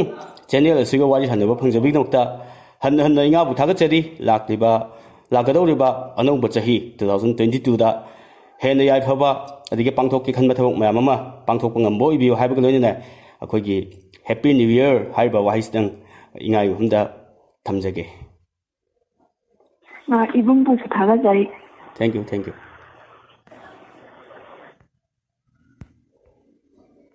ꯌꯦꯡꯗꯨꯅ ꯊꯅꯝꯃꯨ ꯑꯩꯈꯣꯏꯗꯤ ꯒꯇꯤ ꯂꯩꯇꯦ ꯏꯃꯥꯗꯤ ꯑꯃꯗꯨꯗ ꯑꯣꯟꯁꯤꯟꯗꯨꯅ ꯍꯪꯉꯤ ꯏꯕꯦꯝꯃ ꯑꯩꯒꯤꯗꯤ ꯃꯤ ꯂꯩꯖꯗꯦꯕꯣ ꯏꯆꯥꯅꯨꯄꯤ ꯑꯃ ꯂꯩꯕ ꯑꯗꯨꯁꯨ ꯄꯣꯠ ꯌꯣꯜꯂꯤ ꯇꯨ ꯑꯥꯗꯒꯤ ꯃꯥꯒꯤ ꯗꯨꯀꯥꯟꯅꯤ ꯁꯪꯂꯣꯏꯕꯣ ꯏꯃꯥ ꯅꯣꯡꯃꯇꯪꯅꯤ ꯅꯈꯣꯏꯅ ꯃꯇꯝ ꯃꯥꯡꯒꯗꯧꯕ ꯂꯩꯄꯥꯛꯀꯤꯅꯤ ꯀꯔꯤ ꯅꯠꯇꯕ ꯀꯨꯝꯍꯩ ꯌꯦꯡꯊꯣꯛꯄꯁꯨ ꯌꯥꯎꯏ ꯅꯣꯡꯃꯇꯪ ꯃꯥꯡꯕꯕꯨ ꯀꯩꯗꯧꯒꯦ ꯏꯃꯥ ꯈꯟꯗꯨꯅ ꯑꯝꯇ ꯌꯦꯡꯕꯤꯌꯨꯅꯦ ꯂꯥꯟꯃꯤꯁꯤꯡꯗꯣ ꯑꯩꯈꯣꯏꯒꯤ ꯏꯕꯨꯡ ꯏꯄ꯭ꯋꯥꯒꯨꯝꯕꯅꯤ ꯏꯃꯥꯈꯣꯏꯒꯤ ꯅꯆꯥꯒꯨꯝꯕꯅꯤ ꯃꯈꯣꯏꯗꯤ ꯑꯩꯈꯣꯏꯒꯤꯗꯃꯛ ꯊꯋꯥꯏ ꯀꯠꯂꯤ ꯑꯩꯈꯣꯏꯗꯤ ꯅꯣꯡꯃꯇꯪ ꯃꯇꯝ ꯀꯠꯄ ꯉꯝꯂꯣꯏꯗ꯭ꯔꯥ ꯌꯦꯛꯅꯕꯅ ꯊꯣꯡꯖꯤꯟꯗ ꯂꯦꯞꯂꯤ ꯑꯄꯨꯟꯕ ꯄꯥꯡꯒꯜ ꯅꯠꯇꯅ ꯑꯩꯈꯣꯏꯅ ꯀꯔꯝꯅ ꯃꯈꯣꯏꯕꯨ ꯇꯥꯟꯊꯣꯛꯀꯅꯤ ꯀꯩꯗꯧꯒꯦ ꯏꯃꯥ ꯉꯁꯤꯇꯪ ꯄꯣꯠ ꯌꯣꯟꯕ ꯂꯦꯞꯄꯤꯌꯨꯕ ꯏꯕꯦꯝꯃ ꯀꯔꯤ ꯆꯥꯒꯅꯤ ꯄꯣꯠ ꯌꯣꯟꯗ꯭ꯔꯗꯤ ꯑꯇꯩꯗ ꯍꯥꯏꯔꯨꯔꯣ ꯅꯤꯡꯕ ꯀꯥꯏꯔꯗꯨꯅ ꯂꯩꯁꯥꯕꯤ ꯑꯅꯤꯗꯨ ꯊꯣꯔꯛꯏ ꯈꯪꯍꯧꯗꯅ ꯄꯣꯝꯐ꯭ꯔꯤꯅ ꯌꯣꯝꯕ ꯑꯍꯜ ꯑꯗꯨꯅ ꯀꯧꯔꯛꯏ ꯈꯣꯟꯊꯣꯛ ꯑꯗꯨ ꯆꯍꯤ ꯌꯥꯝꯂꯕ ꯑꯃꯒꯤ ꯈꯣꯟꯊꯣꯛꯅꯤ ꯍꯥꯏꯔꯛꯏ ꯅꯨꯄꯤ ꯃꯆꯥ ꯀꯔꯤ ꯍꯥꯏꯕ ꯂꯩꯁꯥꯕꯤ ꯑꯅꯤꯗꯣ ꯇꯟꯅ ꯍꯟꯖꯤꯜꯂꯛꯏ ꯑꯍꯜ ꯑꯗꯨꯅ ꯃꯥꯒꯤ ꯈꯨꯏꯔꯕ ꯃꯈꯨꯠ ꯑꯅꯤ ꯑꯗꯨ ꯇꯤꯡꯊꯣꯛꯇꯨꯅ ꯐꯝꯃꯨ ꯍꯥꯏ ꯂꯩꯁꯥꯕꯤ ꯑꯅꯤꯗꯨꯅ ꯍꯥꯏꯔꯛꯏ ꯏꯕꯦꯜꯒꯤ ꯌꯨꯝꯗ ꯀꯅꯥ ꯑꯃꯠꯇ ꯂꯩꯇꯕ꯭ꯔꯥ ꯐꯨꯔꯤꯠ ꯑꯃꯇꯪ ꯂꯣꯟꯗꯨꯅ ꯂꯥꯟꯃꯤꯁꯤꯡꯒꯤ ꯃꯇꯦꯡ ꯄꯥꯡꯕꯤꯌꯨꯕ ꯂꯥꯟꯃꯤꯒꯤ ꯐꯨꯔꯤꯠ ꯑꯗꯨꯕꯨ ꯏꯕꯦꯜꯗꯤ ꯀꯅꯥ ꯑꯃꯠꯇ ꯂꯩꯇꯦ ꯏꯇꯣꯝꯇꯅꯤ ꯂꯥꯟꯉꯝꯗ꯭ꯔꯕ ꯊꯋꯥꯏ ꯋꯥꯔꯤ ꯑꯁꯤ ꯑꯩꯈꯣꯏꯒꯤ ꯌꯥꯝꯅ ꯃꯔꯨꯑꯣꯏꯕ ꯆꯦꯅꯦꯜ ꯑꯁꯤꯒꯤ ꯊꯥꯗꯣꯛꯅꯕ ꯌꯥꯗ꯭ꯔꯕ ꯅꯦꯔꯦꯇꯔ ꯇꯌꯥꯜ ꯁꯅꯥꯅ ꯄꯥꯕꯤꯔꯝꯕꯅꯤ ꯈꯨꯗꯣꯡꯆꯥꯗꯕ ꯈꯔ ꯂꯩꯕꯗꯒꯤ ꯃꯍꯥꯛꯀ ꯎꯅꯖꯕꯒꯤ ꯃꯇꯝ ꯐꯪꯖꯈꯤꯗ꯭ꯔꯦ ꯃꯁꯤꯒꯤꯗꯃꯛ ꯉꯥꯛꯄꯤꯒꯅꯤ ꯑꯗꯨꯝ ꯑꯣꯏꯅꯃꯛ ꯆꯦꯅꯦꯜ ꯑꯁꯤꯅ ꯅꯦꯔꯦꯇꯔ ꯑꯁꯤꯒꯤ ꯃꯐꯝꯗ ꯑꯣꯅꯔ ꯇꯧꯕ ꯑꯣꯏꯅ ꯉꯁꯤ ꯃꯍꯥꯛꯅ ꯄꯥꯕꯤꯔꯝꯕ ꯂꯥꯟꯉꯝꯗ꯭ꯔꯕ ꯊꯋꯥꯏ ꯍꯥꯏꯔꯤꯕ ꯋꯥꯔꯤ ꯑꯁꯤꯒꯤ 14 ꯁꯨꯕ ꯇꯥꯡꯀꯛꯇꯒꯤ ꯂꯧꯊꯣꯛꯆꯕ ꯃꯇꯦꯛ ꯃꯇꯪ ꯈꯨꯗꯣꯜꯖꯒꯦ ꯋꯥꯔꯤ ꯑꯁꯤ ꯆꯦꯅꯦꯜ ꯑꯁꯤꯒꯤ ꯔꯥꯏꯇꯔ ꯑꯩꯒꯤ ꯅꯨꯡꯁꯤꯖꯔꯕ ꯏꯌꯥꯝꯕ ꯁꯨꯅꯤꯜ ꯈꯨꯃꯟꯊꯦꯝꯅ ꯏꯕꯤꯔꯛꯄꯅꯤ ꯋꯥꯔꯤ ꯑꯁꯤ ꯃꯤꯌꯥꯝꯗ ꯆꯠꯂꯤꯕ ꯆꯍꯤ ꯑꯁꯤꯒꯤ ꯍꯧꯔꯛꯄ ꯃꯇꯝꯗ ꯇꯥꯍꯟꯖꯈꯤ ꯍꯧꯖꯤꯛ ꯃꯇꯦꯛ ꯃꯇꯪ ꯈꯨꯗꯣꯜꯖꯔꯤ ꯂꯥꯏ ꯈꯨꯔꯨꯝꯕ ꯑꯃ ꯆꯠꯂꯨꯕꯅꯤ ꯏꯁꯥꯗꯁꯨ ꯈꯨꯠꯂꯥꯏ ꯑꯃꯠꯇ ꯂꯣꯏꯅ ꯍꯧꯗ꯭ꯔꯦ ꯍꯥꯏꯔꯒ ꯅꯨꯃꯤꯠꯇꯨꯗ ꯊꯣꯛꯈꯤꯕ ꯋꯥꯔꯤꯁꯤꯡꯗꯨ ꯂꯣꯏꯅ ꯇꯝꯂꯦ ꯋꯥꯔꯤꯗꯨ ꯇꯥꯔꯨꯕꯗ ꯃꯈꯣꯏ ꯄꯨꯝꯕ ꯀꯤꯕꯅ ꯀꯩꯅꯣꯝꯃ ꯇꯧꯔꯦ ꯃꯈꯣꯏ ꯃꯌꯥꯝꯒꯤ ꯃꯔꯛꯇꯒꯤ ꯁꯟꯇꯣꯁꯅ ꯑꯣꯖꯥ ꯑꯩꯈꯣꯏꯁꯨ ꯃꯇꯝ ꯆꯨꯞꯄꯗ ꯂꯥꯡꯂꯦꯟꯒꯤ ꯊꯋꯥꯏꯅ ꯀꯣꯏꯁꯟ ꯁꯦꯟꯅꯗꯨꯅ ꯂꯩꯔꯦ ꯀꯝꯗꯧꯒꯅꯤ ꯑꯣꯖꯥ ꯋꯥꯗꯨ ꯇꯥꯕꯗ ꯁꯥꯖꯧ ꯉꯥꯏꯍꯥꯛ ꯇꯨꯃꯤꯟꯅ ꯈꯜꯂꯒ ꯍꯥꯏꯔꯛꯏ ꯁꯣꯔ ꯁꯥꯡꯅ ꯑꯃꯨꯛꯇꯪ ꯍꯣꯟꯇꯣꯛꯂꯒ ꯎꯄꯥꯏ ꯑꯃꯈꯛꯇꯪꯗꯤ ꯂꯩ ꯑꯗꯨꯕꯨ ꯃꯁꯤ ꯀꯔꯝꯅ ꯑꯣꯏꯊꯣꯛꯀꯅꯤ ꯈꯟꯐꯝ ꯈꯪꯗ꯭ꯔꯦꯅꯦ ꯑꯩꯁꯨ ꯇꯣꯝꯆꯥꯅ ꯌꯥꯝ ꯈꯪꯅꯤꯡꯅ ꯀꯔꯤ ꯎꯄꯥꯏꯅꯣ ꯑꯣꯖꯥ ꯑꯩꯈꯣꯏꯁꯨ ꯉꯝꯅꯕ ꯍꯣꯠꯅꯖꯒꯦ ꯁꯥꯖꯧꯅ ꯃꯁꯤꯕꯨ ꯅꯈꯣꯏꯅ ꯉꯝꯂꯕꯗꯤ ꯑꯩꯈꯣꯏ ꯀꯔꯤꯁꯨ ꯋꯥꯅꯤꯡꯉꯥꯏ ꯂꯩꯇ꯭ꯔꯦ ꯃꯥꯏꯕꯒꯤ ꯋꯥꯍꯩꯗꯨ ꯇꯥꯕꯗ ꯃꯈꯣꯏ ꯄꯨꯝꯕ ꯍꯔꯥꯎꯅ ꯀꯔꯤ ꯎꯄꯥꯏꯅꯣ ꯇꯥꯛꯄꯤꯔꯣ ꯑꯣꯖꯥ ꯁꯥꯖꯧꯅ ꯍꯥꯏꯔꯒꯦ ꯑꯇꯩ ꯅꯠꯇꯦꯗ ꯂꯥꯡꯂꯦꯟꯅ ꯍꯤꯡꯂꯤꯉꯩꯗ ꯃꯥꯒ ꯁꯨꯛꯊꯥ ꯊꯥꯗꯣꯛꯅꯗꯕ ꯑꯗꯨꯝ ꯃꯥꯒ ꯂꯣꯏꯅꯗꯨꯅꯇ ꯂꯩꯕ ꯄꯣꯠꯁꯛ ꯅꯠꯇ꯭ꯔꯒ ꯃꯥꯅ ꯁꯦꯠꯂꯝꯕ ꯐꯤꯔꯣꯜꯁꯤꯡꯗꯒꯤ ꯃꯆꯦꯠ ꯑꯃꯇꯪ ꯅꯈꯣꯏꯅ ꯅꯨꯃꯤꯠ 10 ꯐꯥꯎꯕꯒꯤ ꯃꯅꯨꯡꯗ ꯑꯩꯉꯣꯟꯗ ꯄꯤꯕ ꯉꯝꯂꯕꯗꯤ ꯃꯍꯥꯛꯀꯤ ꯊꯋꯥꯏꯁꯤ ꯐꯥꯖꯤꯟꯕ ꯉꯝꯒꯅꯤ ꯑꯗꯨꯕꯨ ꯃꯗꯨ ꯄꯨꯔꯛꯄ ꯑꯔꯥꯏꯕ ꯅꯠꯇꯦ ꯈꯨꯗꯣꯡꯊꯤꯕ ꯀꯌꯥ ꯅꯪꯒꯅꯤ ꯃꯁꯤꯒꯤ ꯈꯟꯕꯗꯅꯤ ꯑꯩꯅ ꯋꯥꯔꯤꯕ ꯇꯣꯝꯆꯥꯅ ꯑꯣꯖꯥ ꯑꯇꯣꯞꯄ ꯎꯄꯥꯏ ꯑꯃꯠꯇ ꯂꯩꯔꯔꯣꯏꯗ꯭ꯔꯥ ꯑꯩꯈꯣꯏꯅꯗꯤ ꯃꯈꯣꯏꯕꯨ ꯀꯔꯝꯅ ꯃꯈꯣꯏ ꯌꯨꯝꯗ ꯆꯪꯂꯨꯅꯤ ꯁꯥꯖꯧꯅ ꯂꯩꯔꯒꯕꯨ ꯑꯩꯅ ꯋꯥꯈꯤꯗ꯭ꯔꯣ ꯅꯈꯣꯏꯁꯨ ꯑꯣꯏꯊꯣꯛꯄ ꯌꯥꯕ ꯂꯝꯕꯤ ꯊꯤꯌꯨ ꯑꯗꯨꯒ ꯑꯩꯅ ꯉꯁꯤ ꯅꯈꯣꯏꯗ ꯄꯤꯗꯧꯔꯤꯕ ꯖꯟꯇ꯭ꯔꯁꯤ ꯅꯁꯥꯒ ꯁꯥꯒꯣꯟꯅꯔꯤꯉꯩ ꯃꯥꯅ ꯅꯈꯣꯏꯕꯨ ꯁꯣꯛꯄꯗꯤ ꯉꯝꯂꯣꯏ ꯑꯗꯨꯅ ꯅꯈꯣꯏꯅ ꯋꯥꯔꯨꯅꯨꯗ ꯀꯩꯁꯨ ꯊꯣꯏꯅ ꯋꯥꯍꯩꯗꯨ ꯇꯥꯕꯗ ꯃꯈꯣꯏ ꯈꯔꯗꯤ ꯍꯔꯥꯎꯖꯩ ꯁꯥꯖꯧ ꯉꯝꯗ ꯇꯞꯅ ꯍꯧꯒꯠꯂꯒ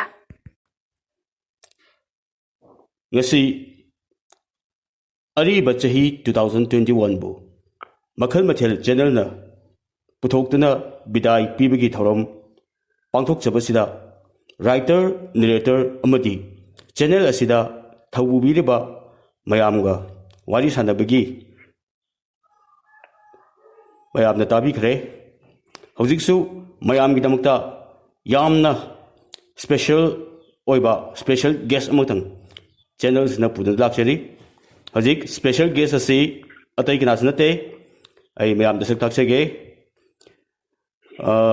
joining us today Sri Ningthaujam Nanau Singh mahak asi Manipur gi saknai raba miyoi kya gi khonjal saba amadi fagi buba dum laba misak amani hojik nanau online da lere hello nanau ta gi ko ꯑꯩꯈꯣꯏꯒꯤ ꯏꯪ ꯂꯤꯁꯤꯡ ꯑꯅꯤꯒ ꯑꯩꯈꯣꯏꯒꯤ 12 ꯆꯠꯈꯤꯒꯗꯧꯔꯦ ꯏꯪ ꯂꯤꯁꯤꯡ ꯑꯅꯤꯒ 12 ꯃꯍꯥꯛ ꯂꯥꯛꯇꯨꯅ ꯍꯧꯖꯤꯛ ꯑꯍꯟꯕ ꯐꯤꯖꯣꯜ ꯂꯩꯇꯦꯡꯗꯨꯅ ꯃꯍꯥꯛ ꯑꯩꯈꯣꯏꯒꯤ ꯊꯣꯡꯒꯤꯅ ꯂꯦꯞꯂꯔꯦ ꯑꯗꯨꯅ ꯃꯍꯥꯛꯄꯨꯁꯨ ꯇꯔꯥꯝꯅ ꯑꯣꯛꯆꯔꯤ ꯑꯗꯨꯒ ꯏꯪ ꯂꯤꯁꯤꯡ ꯑꯅꯤꯒ 12 ꯍꯥꯏꯔꯤꯕ ꯆꯍꯤ ꯑꯁꯤꯁꯨ ꯃꯥꯕꯨꯁꯨ ꯃꯤꯔꯥꯏꯕ ꯌꯥꯗꯕ ꯃꯉꯣꯟꯗ ꯕꯗꯅꯥꯝ ꯀꯌꯥ ꯑꯃ ꯊꯝꯕꯤꯈꯤ ꯀꯣꯚꯤꯗ-19 ꯅꯣ ꯀꯔꯤꯑꯣ ꯃꯉꯣꯟꯗ ꯇꯥꯏꯇꯜ ꯃꯌꯥꯝ ꯑꯃ ꯑꯊꯤꯕ ꯄꯤꯕꯤꯈꯤ ꯇꯧꯕꯇꯕꯨ ꯃꯥꯒꯤ ꯆꯍꯤꯁꯤ ꯃꯥꯒꯤ ꯃꯔꯥ ꯅꯠꯇꯦ ꯑꯩꯈꯣꯏ ꯃꯤꯅ ꯁꯣꯏꯕꯅꯅꯤ ꯑꯗꯨꯅ ꯏꯪ ꯂꯤꯁꯤꯡ ꯑꯅꯤꯒ 12 ꯕꯨꯁꯨ ꯑꯩꯈꯣꯏꯅ ꯃꯤꯔꯥꯏꯕ ꯇꯧꯒꯨꯝꯁꯤ ꯑꯗꯨꯅ ꯃꯍꯥꯛꯄꯨꯁꯨ ꯍꯔꯥꯎ ꯕꯤꯗꯥꯏ ꯄꯤꯕ ꯍꯥꯏꯕꯁꯤ ꯃꯁꯤ ꯑꯩꯒꯤ ꯃꯁꯤꯅ ꯈ꯭ꯋꯥꯏꯗꯒꯤ ꯆꯨꯝꯕ꯭ꯔꯥ ꯍꯥꯏꯅ ꯈꯜꯂꯤ ꯑꯩꯁꯨ ꯑꯍꯥꯟꯕ ꯃꯛꯇꯗ ꯑꯩꯈꯣꯏꯅ ꯍꯥꯏꯖꯔꯨꯕꯗ ꯑꯩꯈꯣꯏ ꯃꯔꯨꯞ ꯅꯅꯥꯎꯅ ꯍꯔꯥꯎꯅ ꯆꯦꯅꯦꯜ ꯑꯁꯤꯒꯤ ꯊꯧꯔꯝ ꯄꯥꯡꯊꯣꯛꯄꯤꯅꯕ ꯑꯩꯈꯣꯏꯅ ꯍꯥꯏꯖꯔꯨꯕꯗ ꯌꯥꯕꯤꯔꯛꯄꯒꯤꯗꯃꯛ ꯊꯥꯒꯠꯆꯔꯤ ꯂꯣꯏꯅꯅ ꯑꯩꯈꯣꯏꯒꯤ ꯉꯁꯤ ꯆꯤꯜꯂꯕ ꯃꯇꯝ ꯑꯃ ꯀꯥꯏꯊꯣꯛꯄꯤꯗꯨꯅ ꯉꯥꯛꯇꯪ ꯋꯥꯔꯤ ꯁꯥꯟꯅꯕꯒꯤ ꯇꯥꯟꯖꯥ ꯑꯃ ꯅꯅꯥꯎꯗꯒꯤ ꯂꯧꯖꯒꯦ ꯅꯅꯥꯎꯁꯤ ꯑꯩꯈꯣꯏ ꯇꯥꯖꯕꯗ ꯃꯅꯤꯄꯨꯔꯒꯤ ꯁꯛꯅꯥꯏꯔꯕ ꯃꯤꯑꯣꯏ ꯀꯌꯥꯒꯤ ꯈꯣꯟꯖꯦꯜ ꯁꯥꯕ ꯑꯃꯗꯤ ꯐꯥꯒꯤꯕꯨ ꯌꯥꯝꯅ ꯇꯧꯕ ꯉꯝꯕ ꯃꯤꯁꯛ ꯑꯃꯅꯤ ꯍꯥꯏꯕ ꯇꯥꯖꯩ ꯑꯍꯥꯟꯕ ꯃꯛꯇꯗ ꯑꯩꯈꯣꯏ ꯅꯅꯥꯎꯒꯤ ꯃꯌꯥꯝꯗ ꯄꯥꯎꯖꯦꯜ ꯄꯤꯕ ꯑꯣꯏꯅ ꯃꯌꯥꯝꯅ ꯈꯪꯅꯔꯕ ꯍꯥꯏꯕꯗꯤ ꯃꯅꯤꯄꯨꯔꯒꯤ ꯅꯟ ꯑꯗꯔ ꯑꯣꯏꯔꯕ ꯃꯌꯥꯝꯅ ꯈꯪꯅꯔꯕ ꯔꯤꯅꯥꯎꯟ ꯑꯣꯏꯔꯕ ꯃꯤꯁꯛ ꯑꯃꯈꯛꯀꯤ ꯈꯣꯟꯖꯦꯜꯗ ꯃꯌꯥꯝꯗ ꯇꯔꯥꯝꯅ ꯑꯣꯛꯄꯤꯌꯨ ꯋꯥꯔꯣꯜ ꯊꯝꯕꯤꯌꯨ ꯐꯅꯤ ꯑꯩ ꯊꯣꯏꯗꯣꯛꯅ ꯌꯥꯝ ꯀꯟꯅ ꯍꯩꯕꯗꯤ ꯅꯠꯆꯗꯕ ꯑꯩꯅ ꯄꯥꯝꯖꯕꯒꯤ ꯁꯨꯝ ꯇꯧꯖꯕ ꯍꯥꯏꯕ ꯇꯥꯔꯦ ꯃꯁꯤ ꯑꯗꯣ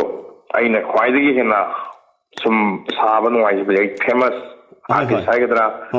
मसी करी हाइगने कोई कन्नो तो वसी अने सुम पामजा वसी कोई की पाबुंग श्याम बाबू श्याम बाबू मानी खंजेल न मया मुताराम नो उपगी ओके इंग्लिश इंगनी का कुनगनी थोई संग पाई वसे आई गिरी सोला पुन मक्पू ताराम नो उक्सबनी मसीदा पिसौगी पुई ना एकोइना ख्वाई कोइना चत्तना कोविड-19 सिदगी करमना ngakthokadagi haibagi matang su ekhoi na miyam da sanduk chagrabani aduna ꯂꯥꯛꯏꯕ 2022ꯁꯤꯁꯨ ꯃꯈꯣꯏꯒꯤ 오미크론 ꯍꯥꯏꯕ꯭ꯔꯥ ꯀꯔꯤꯅꯣ ꯄꯥꯄꯤ ꯗꯨꯝꯖꯟꯍꯣꯟꯗꯒꯤ ꯍꯦꯟꯅ ꯐꯠꯇꯕ ꯁꯥꯊꯤꯕ ꯑꯃꯈꯛꯁꯨ ꯊꯣꯔꯛꯑꯦꯅ ꯇꯥꯏ ꯃꯁꯤꯗꯒꯤꯁꯨ ꯉꯥꯛꯊꯣꯛꯅꯕ ꯃꯌꯥꯝ ꯆꯦꯛꯁꯤꯟꯕꯤꯌꯨ ꯐꯦꯁ ꯃꯥꯛꯁ ꯁꯤꯖꯤꯟꯅꯕꯤꯌꯨ ꯍꯦꯟ ꯁꯦꯅꯤꯇꯥꯏꯖꯔ ꯁꯤꯖꯤꯟꯅꯕꯤꯌꯨ ꯑꯗꯨꯒ ꯋꯥꯔꯜ ꯍꯦꯜꯊ ꯑꯣꯔꯒꯅꯥꯏꯖꯦꯁꯟꯅ ꯊꯥꯔ ꯕꯨꯁꯇꯔ ꯍꯥꯏꯒꯗ꯭ꯔꯥ ꯃꯁꯤꯁꯨ ꯀꯥꯞꯊꯣꯛꯄꯒꯤ ꯑꯌꯥꯕꯁꯨ ꯂꯩꯔꯕꯅꯤ ꯑꯗꯨꯕꯨ ꯑꯩꯈꯣꯏꯒꯤ ꯂꯩꯉꯥꯛꯅ ꯃꯗꯨꯃꯛꯇ ꯂꯧꯊꯣꯛꯄꯃꯛꯇꯤ ꯂꯩꯇ꯭ꯔꯤ ꯑꯗꯨꯝ ꯑꯣꯏꯅꯃꯛ ꯑꯩꯈꯣꯏꯒꯤ ꯁꯦꯀꯦꯟ ꯗꯣꯁ ꯀꯥꯞꯊꯣꯛꯄꯤꯌꯨ ꯚꯦꯛꯁꯤꯟ ꯀꯥꯞꯊꯣꯛꯄꯤꯌꯨ ꯄꯪꯀꯥꯞꯇ ꯀꯥꯞꯊꯣꯛꯄꯤꯌꯨ ꯑꯗꯨꯕꯨ ꯑꯩꯅ ꯍꯥꯏꯖꯔꯤꯕꯁꯦ ꯅꯝꯗꯅ ꯀꯥꯞꯄꯨ ꯍꯥꯏꯖꯕꯗ ꯅꯠꯆꯗꯦꯀꯣ ꯂꯩꯄꯥꯛꯀꯤ ꯑꯃꯗꯤ ꯏꯁꯥꯒꯤ ꯈꯜꯂꯒ ꯍꯥꯏꯖꯕꯅꯤ ꯃꯁꯤ ꯃꯉꯥꯏꯔꯦꯅꯦ ꯑꯩꯅ ꯇꯔꯥꯝꯅ ꯑꯣꯛꯆꯒꯗꯕ ꯍꯥꯏꯕꯨ ꯀꯔꯤꯕꯨ ꯍꯥꯏꯔꯨꯅꯤ ꯃꯌꯥꯝ ꯊꯣꯏꯗꯣꯛ ꯍꯦꯟꯅ ꯈꯪꯕꯤꯔꯕ ꯁꯥꯁ꯭ꯇꯔꯗ ꯕꯦꯗ ꯁꯥꯁ꯭ꯇꯔ ꯈꯪꯕ ꯍꯩꯔꯕ ꯉꯥꯛꯇꯅꯤꯗ ꯅꯅꯥꯎ ꯌꯥꯝ ꯅꯨꯡꯉꯥꯏꯖꯩꯀꯣ ꯑꯗꯣ ꯅꯅꯥꯎ ꯁꯨꯃꯥꯏꯅ ꯑꯩꯈꯣꯏꯒꯤ ꯃꯤꯃꯤꯀ꯭ꯔꯤ ꯇꯧꯕ ꯍꯧꯔꯛꯄꯁꯦ ꯀꯔꯝꯕ ꯀꯔꯤ ꯊꯧꯗꯣꯛ ꯊꯦꯡꯅꯔꯕꯗꯒꯤ ꯑꯣꯔ ꯀꯅꯥꯒꯨꯝꯕ ꯑꯥꯔꯇꯤꯁ ꯊꯦꯡꯅꯔꯕꯗꯒꯤ ꯀꯅꯥꯅ ꯀꯃꯥꯏꯅ ꯇꯧꯔꯒ ꯏꯟꯁꯄꯥꯌꯔ ꯇꯧꯔꯛꯄꯅꯣ ꯃꯁꯤ ꯀꯔꯝꯕ ꯃꯇꯝꯗꯒꯤ ꯍꯧꯕꯤꯔꯛꯀꯦ तसेंना हारगदी आइना सुंबा फागी तौबा हौजरकपसि मसी मम्मी ताबदी 96 अदवाइदगी मम्मी तारे अदुबु हौबा चपचाना मसी उल्लगी हाइबा मियावना तौगियां तौरपा हाइबा तारे तौगियां तौरपसि मति तसेंना हारगदी मसी आइना स्टेज दगा थोक्तनागा तौरपसि मसी आइना सुम मसी अदुम 2000 अदुवाइदगी सुम हौबा हाइबा तारे खदि सुम हौबसे अदुम मतमदा इ भामिना मेता ताते महाभारत की ना याम सुम तौवे हौली सुवाइरे महाभारत अदुम मसी मम्मी अदुम तारिबनी तासु तादौरी अदुम अदु अतै कैरावराजन होय करि होय तौबसिदि मसीजु अदुम मरक हाबदे मसीना खतन थेंगरे हाइतारे महाभारत की मोने खरबु थेंगरे सिनेना मियामदा चेनेनदा लेबिरि बपनमक ताइना सुम थमजनिंग वाइकी कनोसे ꯍꯣꯏ ꯅꯅꯥꯎ ꯑꯗꯣ ꯍꯧꯖꯤꯛ ꯑꯩꯈꯣꯏꯒꯤ ꯃꯅꯤꯄꯨꯔꯗ ꯐꯥꯒꯤꯒꯤ ꯑꯩꯈꯣꯏꯒꯤ ꯃꯐꯝ ꯑꯃ ꯑꯣꯏꯅꯀꯣ ꯑꯩꯈꯣꯏꯒꯤ ꯅꯣꯛꯐꯗꯦꯅꯆꯤꯡꯕ ꯃꯌꯥꯝ ꯑꯃ ꯂꯩꯔꯤꯀꯣ ꯑꯁꯤꯒꯨꯝꯕ ꯄꯥꯔꯇꯤꯁꯤꯗ ꯑꯩꯈꯣꯏ ꯅꯅꯥꯎꯕꯨ ꯌꯥꯎꯕꯤꯅꯕ ꯑꯦꯄ꯭ꯔꯣꯆꯀꯨꯝꯕ ꯇꯧꯕꯤꯔꯛꯈꯤꯕ ꯂꯩꯕ꯭ꯔꯥ ꯅꯠꯇ꯭ꯔꯒꯅ ꯀꯔꯤ ꯀꯔꯤ ꯂꯩꯒꯦ ꯑꯝꯇ ꯍꯥꯏꯕꯤꯌꯨ ꯅꯣꯛꯐꯗꯦꯗꯒꯤꯗꯤ तसेंना हारगदी मोगी आर्टिस्टसिंगी मखोंसे तंबदगी लेबदी कनो आइना हें ngamjadaba हाइतारे अदो अखोगी राजेन होयगुंबा कैरावराजेन होगी मखोनगुंबा सिंगिन होयगुंबा सिमदि से तंबदा आइना चानबा मा थोकपा आइना हाइजबदि सिनि नाउ अखोगी नोक्फदेगुंबा अखोगी फागिगी लेरिबा अखोगी प्लेटफॉर्म सिंगसे मसिदा ननाउदा सक याबिनबा हाइबिरकबा हाइदि राबा मधुमक्ति लेजद्री ओके फाउगी वाले मधुमक्ति लेजद्री ओके अदुगा ना अखोगी फागी तौबसी अखोगी चुमना अखोगी मयाम सुम तिनबदा और फमिनबदा तौबदा नतना अखोगी स्टेज परफॉर्मेंस कोइना तौखिबा लेब्रा लेरगदी ननाउना ख्वाइदगी अचीवमेंट मयामदी क्लेप फंगिबा हाइदारे मधु ननाउगी अचीवमेंट निको मयामनसु ख्वाइदगी थागनकिबा करंबा मफमदा करंबा अखोगी फंक्शन द बोय बिया ओकेजन द एनी ओकेजन दा करम मफम दा फंगिगे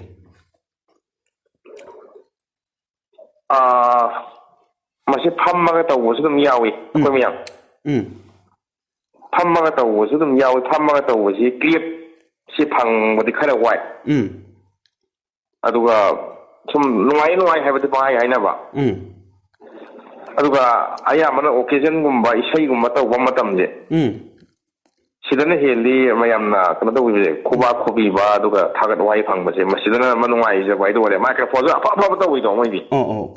ओके अदुगा नुंगाय बम दि यावबा होय होय साउंड नुंगाय बदिनो को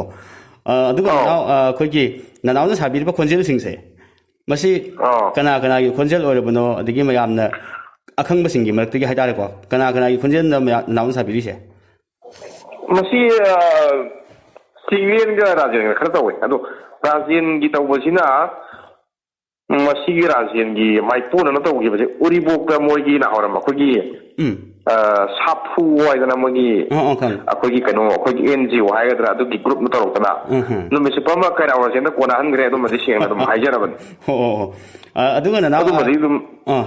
हाइबी दुगा सिंगे दum यावे वा हाइबो उनुरी मिजिंग खलि वाकनजिबो ओके मसीने समुद्र ngakse thong salaga asfalto work to kanu yan luni ko right to wasum masi dum हाय हाय ꯃꯥꯅ ꯇꯧꯕꯁꯦ ꯑꯗꯒꯤ ꯑꯇꯩ ꯑꯇꯩ ꯀꯅꯥ ꯀꯅꯥ ꯃꯌꯥꯝꯅ ꯈꯪꯅꯕ ꯈꯣꯟꯖꯦꯜꯁꯦ ꯀꯌꯥꯃꯨꯛ ꯅꯅꯥꯎꯅ ꯁꯥꯕ ꯉꯝꯃꯤꯕꯒꯦ ꯊꯣꯏꯗꯣꯛꯅ ꯌꯥꯝ ꯀꯟꯅ ꯁꯥꯔꯨꯕ ꯋꯥ ꯅꯠꯇꯦꯗ ꯑꯩꯒꯤꯗꯤ ꯁꯥꯔꯤꯕ ꯑꯃꯅꯤꯗ ꯈꯔ ꯁꯥꯡꯅ ꯁꯥꯕ ꯑꯗꯣ ꯑꯋꯥꯏꯈꯨꯝ ꯇꯧꯕꯁꯤ ꯃꯉꯣꯟꯗ ꯅꯨꯡꯉꯥꯏꯇꯕ ꯈꯔ ꯂꯩꯕ ꯍꯥꯏꯗꯤ ꯑꯩꯈꯣꯏ ꯀꯝꯕꯥꯏꯅꯦꯁꯟꯗꯣ ꯌꯥꯎꯗꯕꯅꯤꯅ ꯑꯩꯉꯣꯟꯗ ꯋꯥꯕ ꯑꯃ ꯂꯩꯕꯅꯤꯅ ꯑꯩꯁꯨ ꯌꯥꯝ ꯁꯥꯎꯅ ꯀꯔꯤ ꯍꯥꯏꯇꯥꯔꯦ ꯑꯃꯃꯨꯛ ꯑꯣꯟꯕ ꯑꯃꯃꯨꯛ ꯇꯧꯕꯁꯦ ꯇꯜꯂꯦꯕ ꯌꯥꯝꯅ ꯁꯦꯡꯅ ꯍꯥꯏꯖꯔꯒꯗꯤ ꯈꯅꯥꯎꯒꯤ ꯚꯣꯏꯁꯇ ꯀꯩꯅꯣꯗ ꯑꯀꯥꯏꯕ ꯂꯥꯛꯑꯦꯕ ꯑꯩꯈꯣꯏꯅ ꯔꯥꯖꯦꯟꯒꯤ ꯁꯥꯈ꯭ꯔꯒꯗꯤ ꯔꯥꯖꯦꯟꯒꯤ ꯈꯔ ꯁꯥꯡꯂꯞꯅ ꯍꯦꯛ ꯁꯥꯕ ꯄꯥꯏꯈꯣꯝꯕ ꯅꯪꯅ ꯀꯅꯥꯕꯕꯨ ꯏꯪ ꯀꯨꯝꯖꯥ ꯂꯤꯁꯤꯡ ꯑꯅꯤꯒ ꯀꯨꯟꯃꯥꯊꯣꯏ ꯆꯪꯉꯝꯗꯥꯏꯁꯤꯗ ꯃꯤ ꯑꯃ ꯊꯣꯝꯗꯠꯂꯨꯕ ꯇꯥꯔꯒꯗꯤ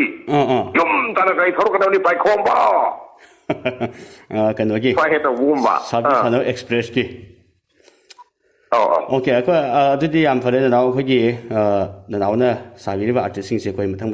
ꯑꯩꯈꯣꯏ ꯑꯋꯥꯠꯄ ꯈꯔꯁꯨ ꯇꯥꯗꯅ ꯍꯣꯠꯅꯁꯤꯀꯣ ꯅꯅꯥꯎ ꯑꯍꯥꯟꯕꯗ ꯑꯣꯖꯥ ꯆꯤꯡꯂꯦꯟꯒ ꯑꯣꯖꯥ ꯀꯩꯔꯥꯎ ꯔꯥꯖꯦꯟꯒꯗꯤ ꯃꯌꯥꯝꯗ ꯏꯟꯇ꯭ꯔꯣ ꯇꯧꯕ ꯑꯣꯏꯅ ꯃꯇꯦꯛ ꯑꯃꯗꯤ ꯇꯥꯍꯟꯕꯤꯈ꯭ꯔꯦꯀꯣ ꯑꯗ ꯅꯅꯥꯎꯅ ꯌꯥꯝ ꯁꯥꯡꯕ ꯅꯠꯇꯕ ꯈꯔ ꯁꯣꯔꯠ ꯌꯥꯝ ꯇꯦꯟꯅꯀꯣ ꯃꯌꯥꯝꯅ ꯈꯪꯅꯔꯕ ꯂꯤꯂꯥ ꯑꯃꯗꯒꯤ ꯑꯣꯏꯕ ꯌꯥꯏ ꯑꯗꯒꯤ ꯅꯅꯥꯎꯒꯤ ꯄꯨꯛꯅꯤꯡꯗꯒꯤ ꯊꯣꯛꯂꯛꯄ ꯑꯣꯏꯕꯁꯨ ꯌꯥꯏꯕꯀꯣ ꯉꯁꯤ ꯑꯔꯤꯕ ꯆꯍꯤꯅ ꯆꯠꯂꯝꯗꯥꯏꯁꯤꯗ ꯃꯅꯤꯄꯨꯔꯒꯤ ꯃꯤꯌꯥꯝꯗ ꯀꯃꯥꯏꯅ ꯐꯥꯒꯤ ꯇꯧꯅꯤꯡꯉꯤ ꯑꯗꯨꯒ ꯂꯣꯏꯅꯅ ꯐꯥꯒꯤ ꯃꯅꯨꯡꯗ ꯀꯔꯝꯕ ꯑꯆꯨꯝꯕ ꯌꯥꯎꯔꯒ ꯀꯃꯥꯏꯅ ꯀꯔꯤ ꯋꯥꯍꯩ ꯁꯤꯌꯔ ꯇꯧꯅꯤꯡꯉꯤ ꯍꯥꯏꯁꯦ ꯑꯍꯥꯟꯕꯃꯛꯇꯗ ꯑꯩꯈꯣꯏꯒꯤ ꯑꯣꯖꯥ ꯆꯤꯡꯂꯦꯟꯒꯤ ꯃꯈꯣꯟꯗꯒꯤ ꯑꯝꯇ ꯍꯥꯏꯕꯤꯌꯨꯅꯦ ꯉꯁꯤ ꯏꯪ ꯂꯤꯁꯤꯡ ꯑꯅꯤꯒ ꯀꯨꯟꯃꯥꯊꯣꯏ ꯆꯠꯈꯤꯒꯗꯧꯔꯦ ꯆꯠꯈꯤꯒꯅꯤ ꯆꯍꯤ ꯀꯌꯥ ꯂꯥꯛꯀꯅꯤ ꯑꯗꯨꯝ ꯑꯩꯈꯣꯏ ꯃꯤꯑꯣꯏꯕꯗꯤ ꯚꯥꯞ ꯇꯥꯗꯦ ꯑꯩ ꯏꯁꯥꯃꯛꯁꯨ ꯚꯥꯞ ꯇꯥꯗꯦ ꯇꯧꯕꯗꯤ ꯑꯩ ꯌꯨ ꯀꯌꯥ ꯀꯨꯏꯅ ꯊꯛꯈꯤꯒꯅꯤ ꯏꯟꯗ꯭ꯔꯖꯤꯠ ꯍꯪꯉꯤꯕꯅꯤ ꯉꯁꯤꯁꯨ ꯋꯥꯍꯪ ꯑꯃ ꯅꯪ ꯌꯨ ꯀꯌꯥ ꯀꯨꯏꯅ ꯊꯛꯈꯤꯒꯅꯤ ꯑꯗꯨꯕꯨ 2022 ꯆꯪꯉꯛꯑꯁꯨ ꯏꯄꯥ ꯌꯨ ꯑꯗꯨꯝ ꯊꯛꯀꯅꯤ ꯏꯕꯨꯡꯉꯣ ꯑꯗꯨꯕꯨ ꯑꯩ ꯇꯝꯒꯦꯒꯗꯤ ꯈꯜꯂꯛꯀꯅꯨ ꯍꯥꯏ ꯂꯐꯥꯏꯒꯅꯨ ꯇꯦꯛꯀꯅꯤ ꯉꯝꯁꯨ ꯉꯝꯃꯣꯏ ꯃꯁꯥꯅꯗꯤ ꯁꯨꯝ ꯇꯧꯕ ꯌꯥꯕ ꯃꯤꯅꯗꯤ ꯌꯥꯗꯕ ꯃꯥꯗꯤ ꯇꯧꯕ ꯌꯥꯕ ꯃꯤ ꯇꯧꯕ ꯌꯥꯗꯕ ꯃꯁꯥꯒꯤꯗꯤ ꯆꯦꯟꯖꯦꯁ ꯁꯨꯡꯂꯩ ꯂꯩꯇꯕ ꯄꯋꯥꯔꯗꯣ ꯉꯝꯃꯣꯏꯗꯕ ꯃꯥꯏꯗꯨꯅ ꯍꯦꯟꯕ ꯑꯣꯀꯦ ꯑꯗꯨꯅꯅꯤ ꯃꯊꯪꯗ ꯑꯩꯈꯣꯏ ꯑꯣꯖꯥ ꯀꯩꯔꯥꯎ ꯔꯥꯖꯦꯟꯒꯤ ꯃꯈꯣꯟꯗ ꯑꯃꯨꯛꯇꯪꯒ ꯐꯥꯒꯤ ꯑꯃꯒ ꯇꯧꯕꯤꯌꯨ ꯍꯣꯏ 이봉원 씨 인스펙터네예 이봉원 씨 ꯅꯪ ꯐ꯭ꯔꯦꯟꯅꯦꯌꯦ ꯅꯪ ꯐ꯭ꯔꯦꯟ ꯂꯥꯛꯑꯒ ꯀꯩꯅꯣ ꯅꯪꯅ ꯐꯤꯗꯥ ꯊꯥꯅꯤ ꯈꯪꯗꯕ ꯅꯪꯅ ꯃꯪ ꯂꯩꯕ ꯑꯩ ꯍꯪꯉꯣꯏ ꯑꯗꯨꯕꯨ ꯅꯪꯅ ꯏꯪ ꯀꯨꯝꯖꯥ 2022 ꯆꯪꯉꯝꯗꯥꯏꯁꯤꯗ ꯀꯅꯥ ꯑꯃꯒꯤ ꯃꯥꯡꯅꯕ ꯇꯧꯔꯨꯕꯒꯤꯗꯃꯛꯇ ꯅꯪ ꯉꯁꯤ ꯄ꯭ꯔꯥꯏꯆꯤꯠ ꯇꯧꯏ ꯍꯥꯏꯕꯁꯦ ꯑꯩꯅ ꯀꯟꯐꯥꯔꯝ ꯇꯧꯔꯦ ꯑꯣꯀꯦ ꯃꯥꯏ ꯁꯟ ꯌꯥꯝ ꯅꯨꯡꯉꯥꯏꯖꯔꯦ ꯃꯈꯥ ꯇꯥꯕ ꯀꯅꯥ ꯂꯩꯕꯤꯔꯤ ꯃꯈꯥ ꯇꯥꯕꯁꯤ ꯑꯩꯈꯣꯏꯅ ꯇꯧꯅꯤꯡꯕꯁꯤ ꯑꯩꯈꯣꯏꯒꯤ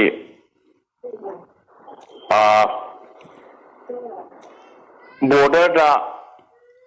ꯑꯃ ꯌꯥꯎꯕꯗꯣ ꯀꯔꯤ ꯅꯤꯡꯊꯧꯒꯤ ꯃꯆꯥ ꯀꯩꯅꯣꯗꯣ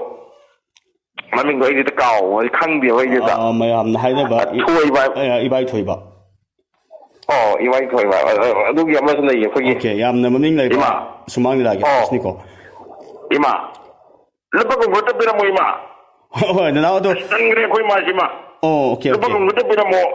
ꯅꯠꯇ꯭ꯔꯁꯨ ꯄꯥꯈꯪꯒꯤ ꯅꯠꯇ꯭ꯔꯁꯨ ꯀꯣꯏꯗꯣꯔꯤꯃꯤꯅꯦ ꯑꯣꯀꯦ ꯈꯪꯖꯔꯦ ꯅꯅꯥꯎ ꯑꯅꯤꯁꯤꯃ ꯈꯪꯖꯔꯦꯀꯣ ꯑꯩꯈꯣꯏꯒꯤ ꯃꯁꯤ ꯑꯩꯈꯣꯏꯒꯤ ꯏꯕꯥꯏ ꯊꯣꯏꯕꯒ ꯀꯩꯒꯤ ꯍꯩꯅꯧꯖꯝ ꯌꯨꯝꯕꯥꯜ ꯇꯦꯂꯪꯒꯥ ꯌꯥꯍꯤꯞꯇ ꯀꯨꯟꯖꯕꯤ ꯁꯥꯕꯤꯕꯗꯨꯅꯤ ꯑꯗ ꯑꯅꯤꯁꯤꯒꯤ ꯃꯔꯛꯇ ꯀꯅꯥꯅ ꯏꯍꯥꯟ ꯍꯥꯟꯅ ꯃꯌꯥꯝꯗ ꯀꯔꯝꯕ ꯋꯥꯍꯩ ꯐꯣꯡꯗꯣꯛꯅꯤꯡꯉꯤ ꯅꯅꯥꯎꯅ ꯃꯊꯪ ꯑꯗꯨꯝ ꯇꯧꯕꯤꯔꯣ ꯁꯤꯒꯤ ꯃꯇꯥꯡ ꯁꯤꯅ ꯍꯥꯟꯅ ꯀꯩꯅꯣ ꯇꯧꯋꯦ ꯑꯗꯒꯤ ꯑꯃꯁꯨ ꯂꯩ ꯌꯥꯝ ꯅꯨꯡꯉꯥꯏꯕ ꯑꯃꯅ ꯑꯩꯈꯣꯏꯒꯤ ꯌꯣꯟ ꯍꯥꯏ ꯇꯧꯕ ꯂꯩꯕꯗꯣ ꯍꯣꯏ ꯃꯊꯪ ꯑꯗꯨꯝ ꯇꯧ ꯌꯣꯟ ꯍꯥꯏ ꯑꯩꯈꯣꯏꯒꯤ ꯏꯁ ꯃꯀꯣꯛ ꯑꯁꯤꯅ ꯆꯥꯎꯔꯤꯕ ꯄꯪꯅ ꯃꯔꯣꯟ ꯄꯪꯉꯤꯕ ꯍꯩ ꯉꯥꯄꯪꯗꯒꯤ ꯍꯦꯟꯅ ꯄꯪꯕ ꯃꯤꯄꯪ ꯅꯪ ꯌꯦꯡꯉꯣꯅ ꯍꯣꯏ ꯅꯈꯣꯏ ꯌꯦꯡꯉꯣꯅ ꯍꯣꯏ ꯍꯣꯏ ꯃꯊꯪ ꯍꯥꯏꯕꯤꯔꯣ ꯆꯠꯂꯣ ꯅꯆꯥꯅꯦꯅ ꯇꯤꯕꯤꯌꯥꯡ ꯀꯥꯔ ꯄꯥꯏꯕꯁꯤꯡꯗꯨꯒꯤ ꯃꯅꯥꯛꯇ ꯆꯠꯂꯣ ꯏꯁ ꯄꯥꯕꯨꯡ ꯈꯣꯡꯄꯥꯛꯁꯦ ꯍꯟꯗꯣꯛꯄꯤꯌꯨ ꯀꯥꯏ Nakoy yung nakoy. Sini, mati tama kadoy ba di biyang kat pa iba nasa sing malaki sa luhay ni mana. Okay. Dong ngasi se nanaw ko gi ari ba chei bu bidai bi gi Hoi. tharom ni ko atuna yare makai mayam na su paujel mo he no ba khunjel sing sida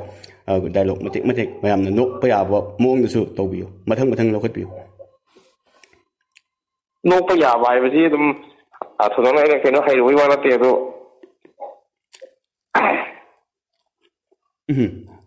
Keno do ko gi ai ko baba da lu ke do sa lu no.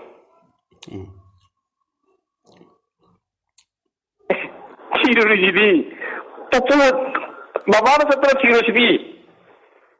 No. No kan si bi hade. Lamza sama na kan si wa. Sang sing na ma kaya pra. O yang ngasih tati da win ai. Oh. Baba ji hangata na koi da ga counter to khulam ne ba. Akoi da ga lam ne ba. Akoi da baba ko wuji na wa ga bai wa ne ba. Baba nan ga mashi mina ne. Ai da wala ka yi mun ne. Sumai ta wa masu da ye yam nung shiba nung ai ba koi gi ai marga pupu chale ko ngaraga sun lap thok si bagi pot am khasi lai ri ye ibo yai maga koi gi koi tolan ga adu gi ahal dum di yam nung shiba ai ta re koi ila budi ila wara ga sumar da mangona chili ba ahal du chili ba gun se nga siwa wo ta seng na har ga adu ba gun chen ba ahal lam ni so ai yam wo hen da ning ma yam tung da hore ba za ti si mapa mama si papa si masi adugi nong ma haigi lawri ba mapa dan lawri ba role haitare masumana lawba ngamba han guardian ngi khartangi aduna tung da hore ba sing jesum ba mapa siam oi han ngi haitare masa gi dam ta ka thokpa adu masa oi ba dana thi da nga ga sumana masa gi khangjen laga mana losil laga mana masa sin da hena minung si thaujan ulam ma dong tawgi posima ina mami ta han ngi si matang ni lawo jara ga jo now aduga khogi sa ya man ba ma to bi ko khogi haino jam mi man telanga ya hekke kunjabi sabdo magi antanga naw thambiyo magi matang ji hoi khara nuai ko dum khalga dum tawbiro sai ta puji je kara mai to leng dum khon de oi dai thigni jara hingmul len bai duni kam lo nge hade mambi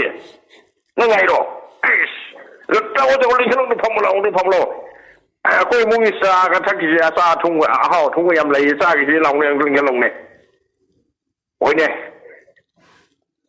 yum phacha dra so sen manung da bhai pai re wani o do ga leng chalo yum phatta jo sa ba gi thomme ga leng chalo 그러게 난 저기 뭐야 보다 되네 어디가 지금도 비 바보 잔들이 보잖아네 아이 나 코잖아 와라 부여에 같이 와저로 난 시력이 용미기 뭐 왜런니 난 강대도 다 강대 나 코잖아 이 와라 부여 또 아마 파바면 심보기 달로 갔으나 이마 hoi aduga now akoigi aina amasu taje khibal lai ko koigi nanauna matam amage formal same habi manipur ge formal chief minister mingwan panjarabada laikhidraba sergio koigi wahengbam nupam jasing gi kon nanauna sabdi amna male haibata jai nanaw masi koigi matam sisu laisalaktre aroi boina mayamda ariba chahi akoigi 2021 bu bidai piba amadi lakadoriba anawba chahi 2022 bu taram okbagi warose nubam sanam tak thambiyo taxi sumla ba ai ba ni wa gi program sumla ba iwe singani kuma thoina tan hoki ga ba aruga english singani ga ongam soida ko gi koksan ba ku ai lo kan ba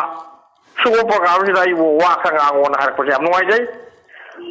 ale no bai bai chuti tha ji ko mayam pamli chuti ha pa me ba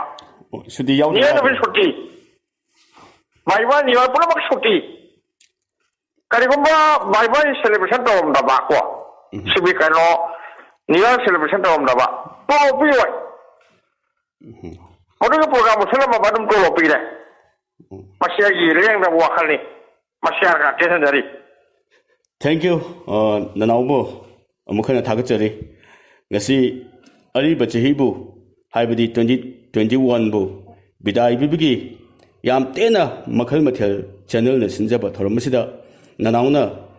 chillaba matam ama kaithok piduna mikup khradang nanawu unadana wari sabagi matam bibi damakta hanna makhal mathel channel gi maikai digi amadi isamak gi maikai digi su thagachari lakadawriba anauba chahi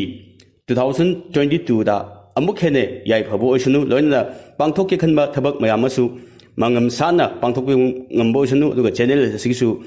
akoi gi achauba saruk yadana amuk khana thengni si haina nawim famda wish tawjade thank you thagachari akoi makhal mathel channel laibiriba akoi live streaming laibiriba amadi subscriber haije batare aduga YouTuber haije batare msida yawiriba amadi saru yabiriba punamak pasu aigi makaidagi haibadi inthogam nanaw inthogam gi makaidagi hannana thagachari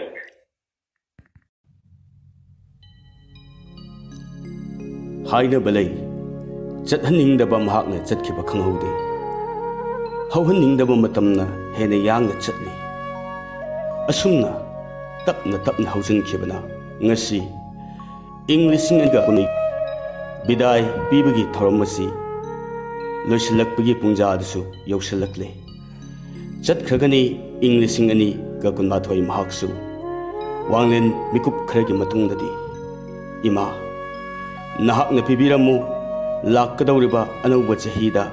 yai phanungaiba laina tina chendaba irang phalang nidaba malem ama he ima nahaki mafamda karisu kachiningai leite channel asina aroibo oina tamjege ko nafamda kaina sereng simatang hojik lobirasi English nganiga kunmathoida aroibo oina tamjaba kaina sereng ibiribi amadi pabiribi channel sigi mehut irik chanu loinana pumnamakki mafamda English aniga kunithoigi yai phabaujel bijabagolena lakliba anauba English aniga kunithoida amuk hana unarasi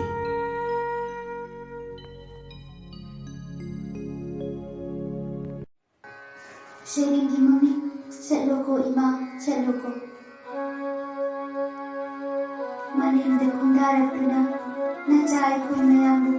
thabum tarani thoina kolambi imanambu nusibi malinda kundaratuna nachai khoimayambu thabum tarani thoina kolambi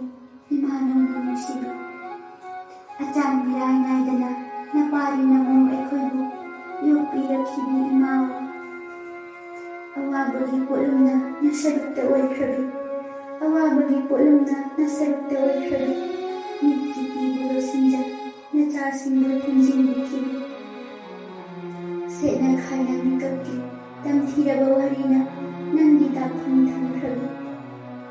ihak thakkini khan lanjadrabi imana maralebi amabu adum tumin khamiba ihak thakkini khan lanjadrabi imana maralebi amabu nadum tumin khamiba isingkhraba warina muthatpa yadana matamgi chenada samjinkraba machuni kokhanba ngamdana malemgi leimaida o ningamkhidreda ko ima nachai khoigi haraubada maithong maka lamjana thamoi pena nukjaba phangkhidrebi ima minungsigi khuttuna nachagi ikok thaksida yaipa thaujal oinaba amuktagi nanthabiramu minungsigi khuttuna nachagi ikok thaksida yaipa thaujal oinaba amuktagi nanthabiramu anaubi kaubi chahi mamonda imagi thauna hapiramu imagi pangal hapiramu ima nahakna chatkibada laithung laina pubikro yaipa thaujal pibiramu anaubi kaubi chahina mamondawna leijaba napaina mum ekhoina khulaudana simpangba ima tamna midiyang sangkhina biru tamna midiyang sangkhina biru imana chalamda mikupsida इमागी फिजी पाइदुना खामजनिंगी नचासिंगना खामलुबदि यारेरोय इमाने चलमदाय मिकुपसिदा इमागी फिजी पाइदुना खामजनिंगी नचासिंगना खामलुबदि यारेरोय मपुगी याथंग अहक्पा लेप्तबा मतंगी खोंचतनी कायना थुंजिंदा लेप्लबि इंगलबा निंथंगी अहिंसिदा चलोको इमा चलोको इमा चलोको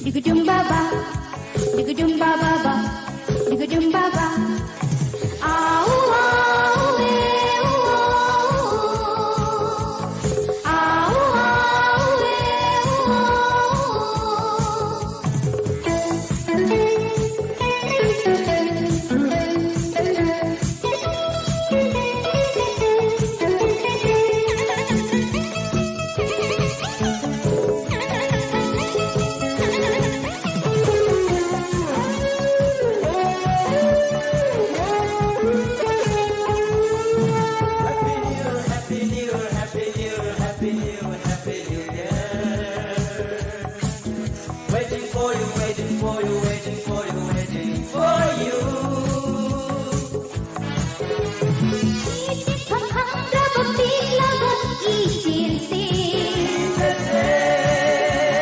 दिल हंडियो नंगी नुंसिगी ipapta इचिल पखंग्रब पिघला इचेल से दिल हंडियो नंगी नुंसिगी ipapta Torban wamadan lip tuna mitlu pirang sinta jaba mikuk to set kasanu mikuk to set kasanu kau bi ai di samla khudo se anau ba sahi ai phamangoli kau bi ai di samla khudo se anau ba sahi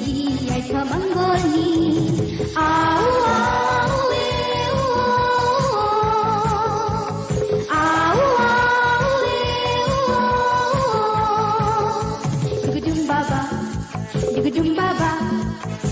Baba,